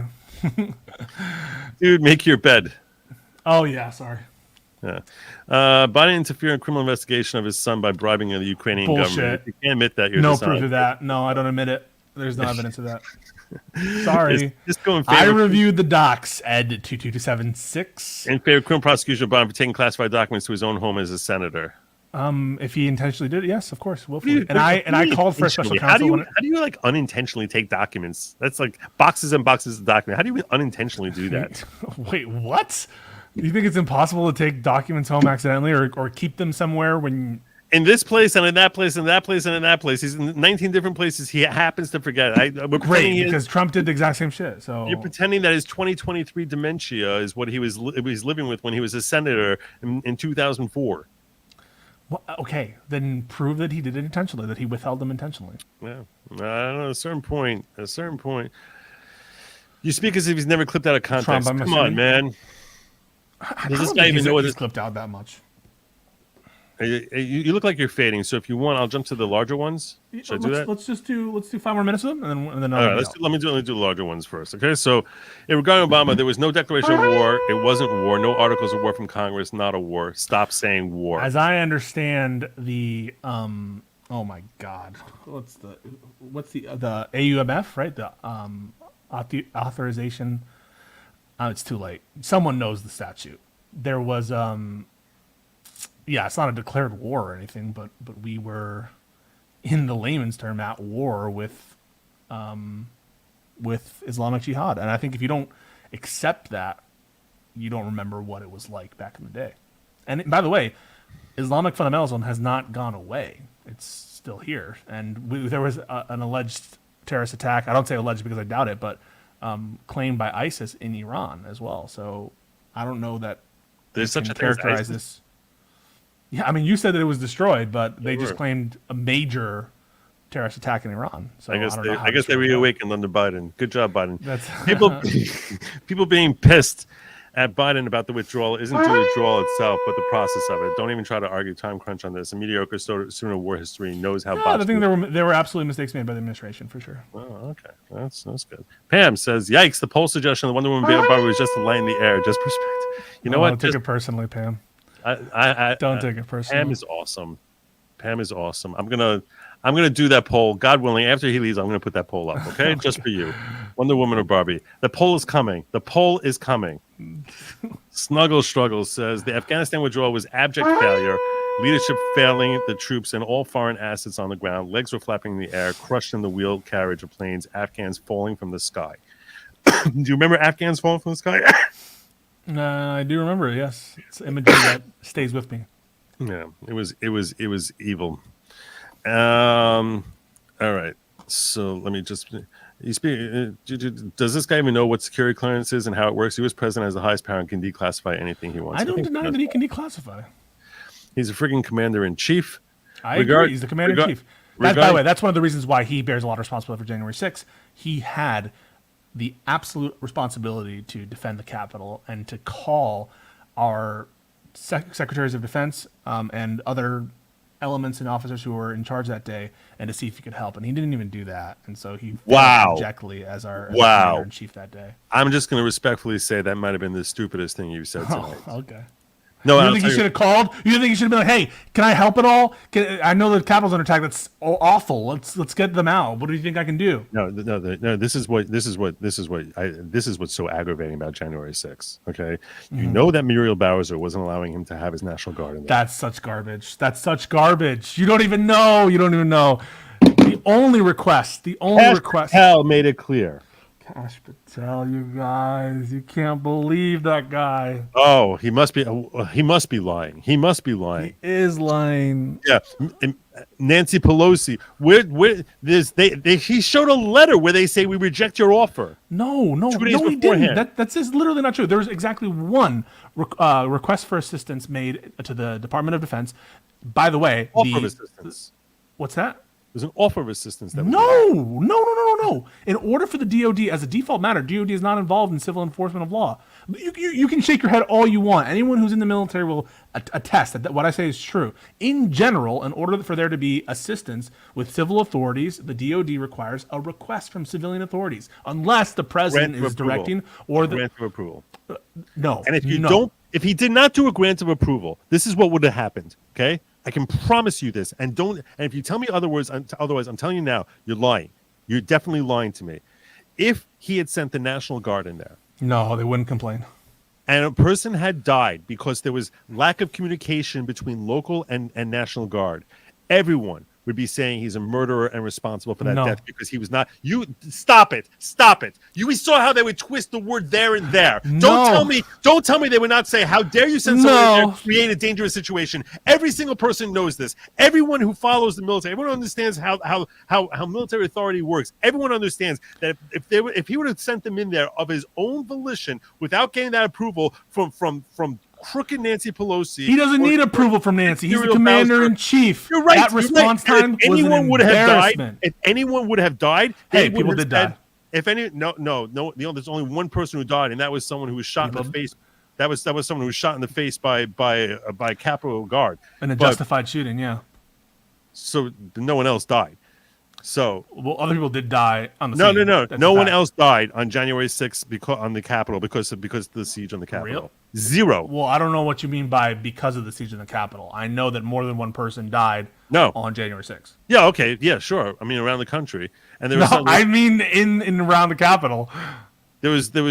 You can say there was no causation and zero causation. Okay, but that's different than what you just said. No, but what I'm saying is people talk about how there were 6 people who died, or this police officer who died. What's this guy's name? Daniel, whatever. Sicknick. Yeah. Brian Sicknick. That's what it was. Yeah. So which was all an outright ridiculous lie that they put on his ledger also. So. Yeah. So you're telling me they wouldn't put it on his ledger. Let's get back to DOD. So all I'm saying is the assumption was that the DOD didn't even want to be involved for the most part. And Mayor Bowser was the only authority of any kind, including the Capital City Police, didn't make a request. None of the other agencies or components of agencies from the federal government made a request. The only person who made a request was Mayor Bowser. And so it's such a lot. She did make a request. When? Read the DOD report on December 31st, 2020. That's not true. It is true. I have the report right here. I can pull it up. Look at this. It's on my stream. For a second. I'll search this December 31st.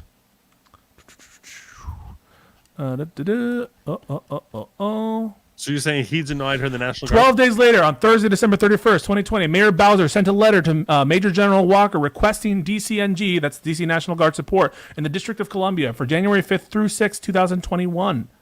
That's Really? the request made, yes. Where is it? Where is this? In the DOD report. Where's called Where's the letter? What do you mean, where's the letter? There's multiple letters. What was the request? The request was for like 400 or so members of the DC National Guard who would they were intended to do mostly traffic. So Kash Patel forged a letter from Bowser rejecting it? No. They just misconstrued it and misled about what it meant. The request was initial. There was going to be no DC National Guard presence, and what you were trying to make it out to seem like, and so is Kash Patel, is that someone offered DC National Guard presence when that's not true. No one ever offered DC National Guard presence. What was requested was from Mayor Bowser, and later on, when the true threat assessment was known and the true scope of what was going on took place, then finally DC National Guard was requested, and they delayed in deploying like 5-6 hours. It's insane. You need to watch that interview with Kash Patel. I don't. He's a liar, and we know the facts. How do you know Mayor Bowser. What are you asserting that on?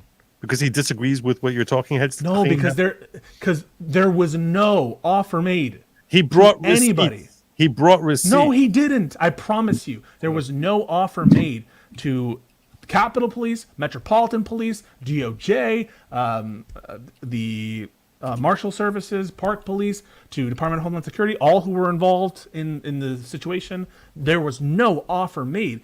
What was DOD said is, does anyone want help? Does anyone want help? They didn't make an offer, and people didn't request it because they didn't think that the threat was that high. But later on, the threat became high, and they delayed like 5-6 hours. You're sharing this with your... Sorry, I mean to like that. You're sharing this with your audience, right? Yeah, so that is a letter on January 5th that the Mayor Bowser is reasserting their request, the RFA, dated December 31st, and saying that if you're going to do anything additional, please keep us in the loop. Dear Acting Attorney John Rosen, as law enforcement agency charged with protecting residents and visitors throughout the District of Columbia.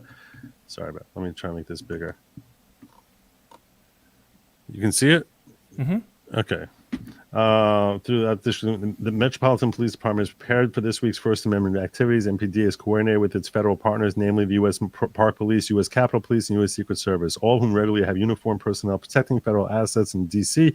This week, MPD has additional logistical support of unarmed members of the D.C. National Guard. Has. Wait, no. They will work under the direction. They requested it.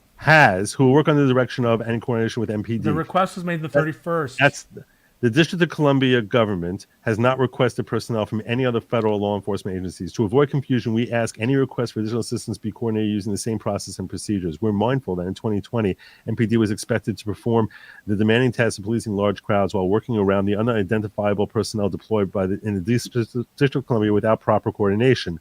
Unidentified personnel, in many cases armed, cause confusion among residents and visitors and can become a national security threat with no way for MPD and federal law enforcement to decipher armed groups. To be clear, District of Columbia is not requesting other federal law enforcement personnel and discourages any additional deployment without immediate notification to and consultation with MPD if such plans are underway.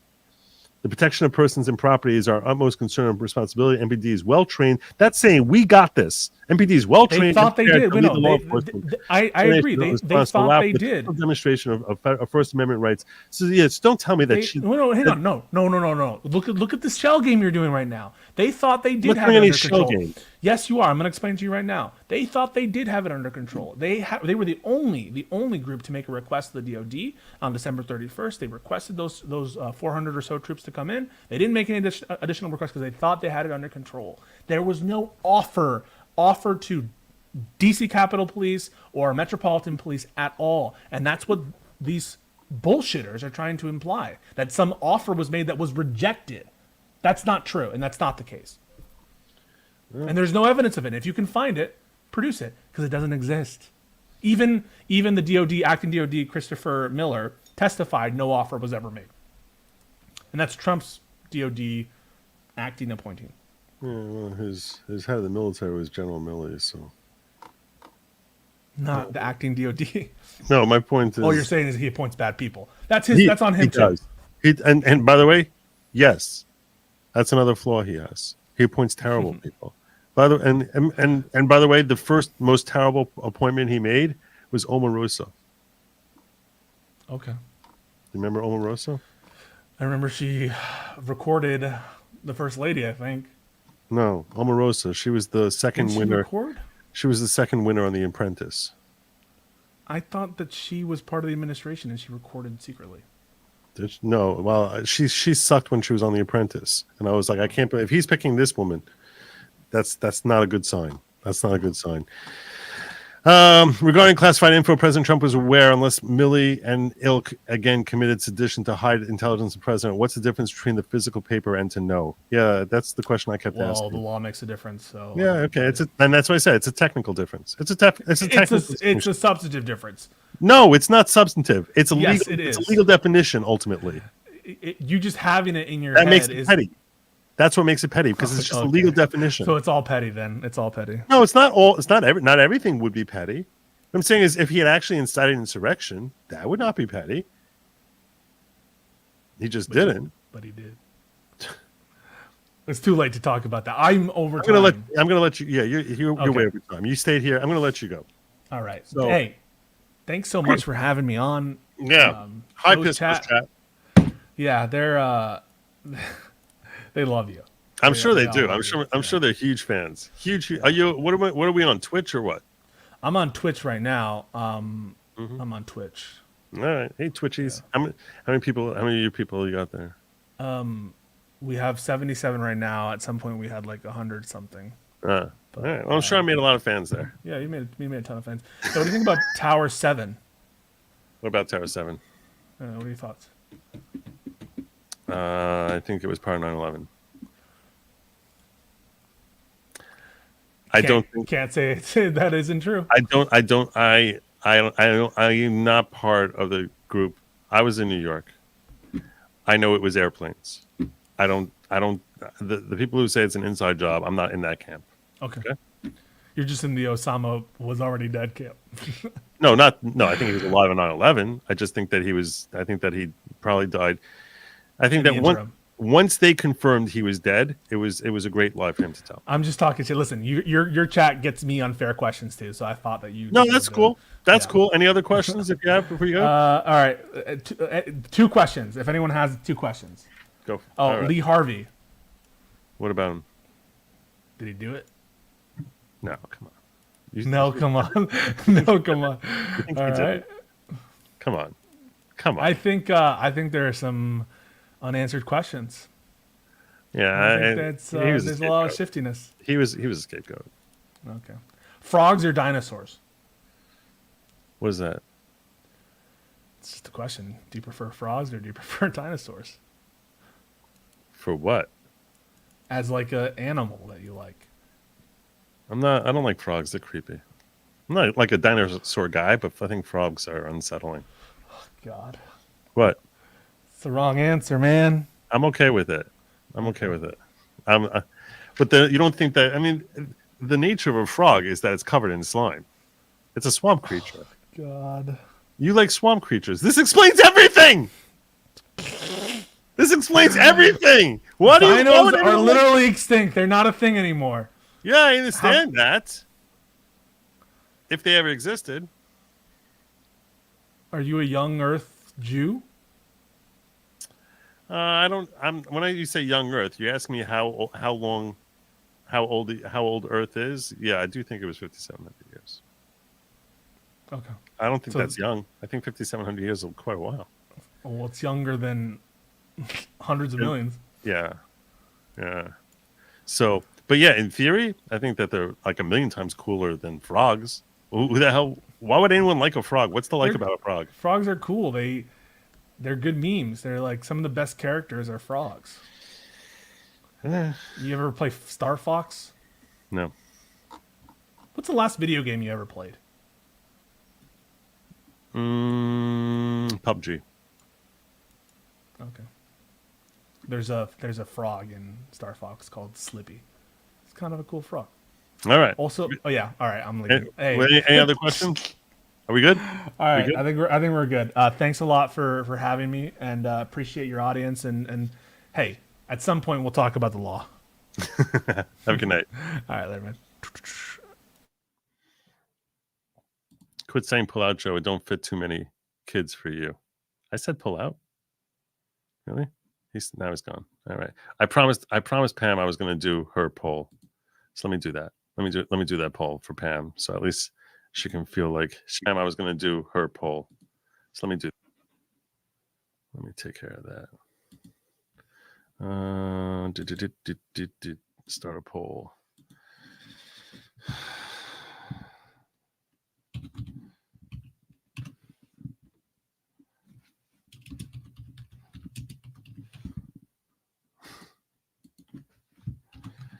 Barbie. I can't believe I'm doing this. Wonder Woman. She's Wonder Woman. I don't know if we're talking about the movie, the character. I don't even know what we're talking about, but I don't know. Have at it. You all can figure it out. Why does PISCO ignore the Biden Inspector General report about January 6th and their absolution of DOD action and action? Why do you think that is? Because it wasn't in the J6 committee report. That's why. How about PISCO debate Mark Gruber about JFK? That'd be fun. The left is okay with immigrants in camps and political protesters in jail. They're proud of it. Up and down. Up is down. Their hypothetical is a confession. I think that's well said. Obama directly laid the path BLM riots and has supported the Trayvon and Michael Brown lies. Look up polls of feelings of racial animus in the U.S. They spiked during Obama and never rebound. Yeah, I know. And by the way, that's part of his evilness. Is like when those riots happened, he could have stopped them in 2 seconds because he had held more influence than anyone. All he had to do is fly down to Ferguson, Missouri, and just say, "I got this. I'm fixing it," and everyone would have calmed down. They all trusted him. No, he didn't do that. How does PISCO explain the Russia collusion hoax? Sorry, a little late on that. Biden propaganda spoke about the failed pullout. She stated, everyone that wanted to leave his home, but this supposed want is not factual truth. Everyone that wants to leave his home. I still say to this day, as far as we know, there are still people stuck in Afghanistan. We don't know. I remember there was like hundreds of Americans, and we never heard about them again. I was 13 when Obama was elected too. I remember chilling with 4 other friends, all black, and talking about McCain over him. They all called me racist. Of course they did. You racist. POTUS can declassify whatever Obama did with SEAL Team 6 and an Gothic serpent.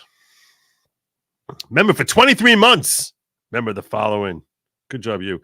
I think that they could have gone for after Nixon post-pardon because pardon does not remove impeachment. After Nixon post-pardon because pardon does not remove impeachment. Oh, I agree with you on that. There's no reason that it would be ridiculous for pardon to remove impeachment. A belief a DA can, but they just said we want to end this. That's what it was. There was all this concern about national healing back then because they actually care about the nation healing. Nowadays, there's no concern for nation healing. I believe a DA can bring charges without a crime is insane. You must be guilty, Joe.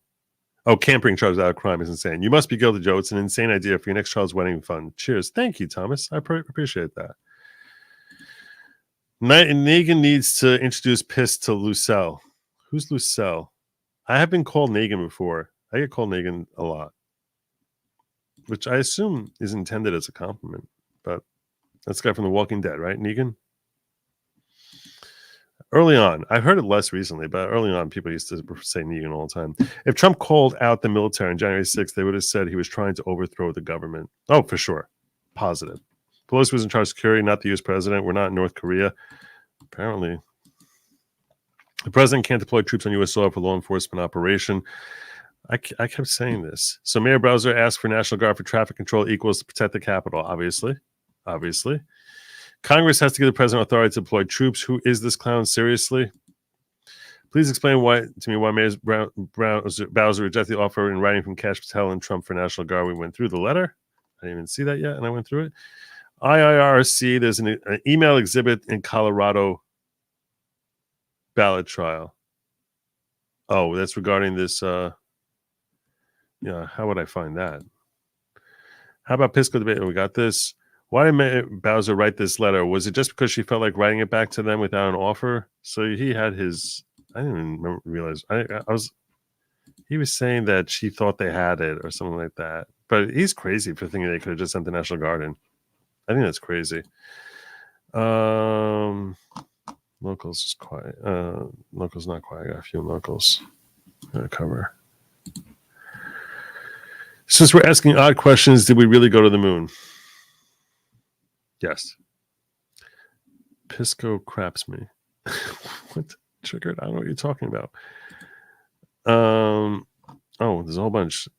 Big Poop says this is saying that the judgment cases impeachment cannot extend beyond the removal from office and disqualification. As in impeachment cannot land you in jail. You are, however, liable to criminal charges once impeached. Yeah, that's what I said. Judicial immunity and Congress speech and debate immunity are for acts within their office. Trump has said his acts are within his office.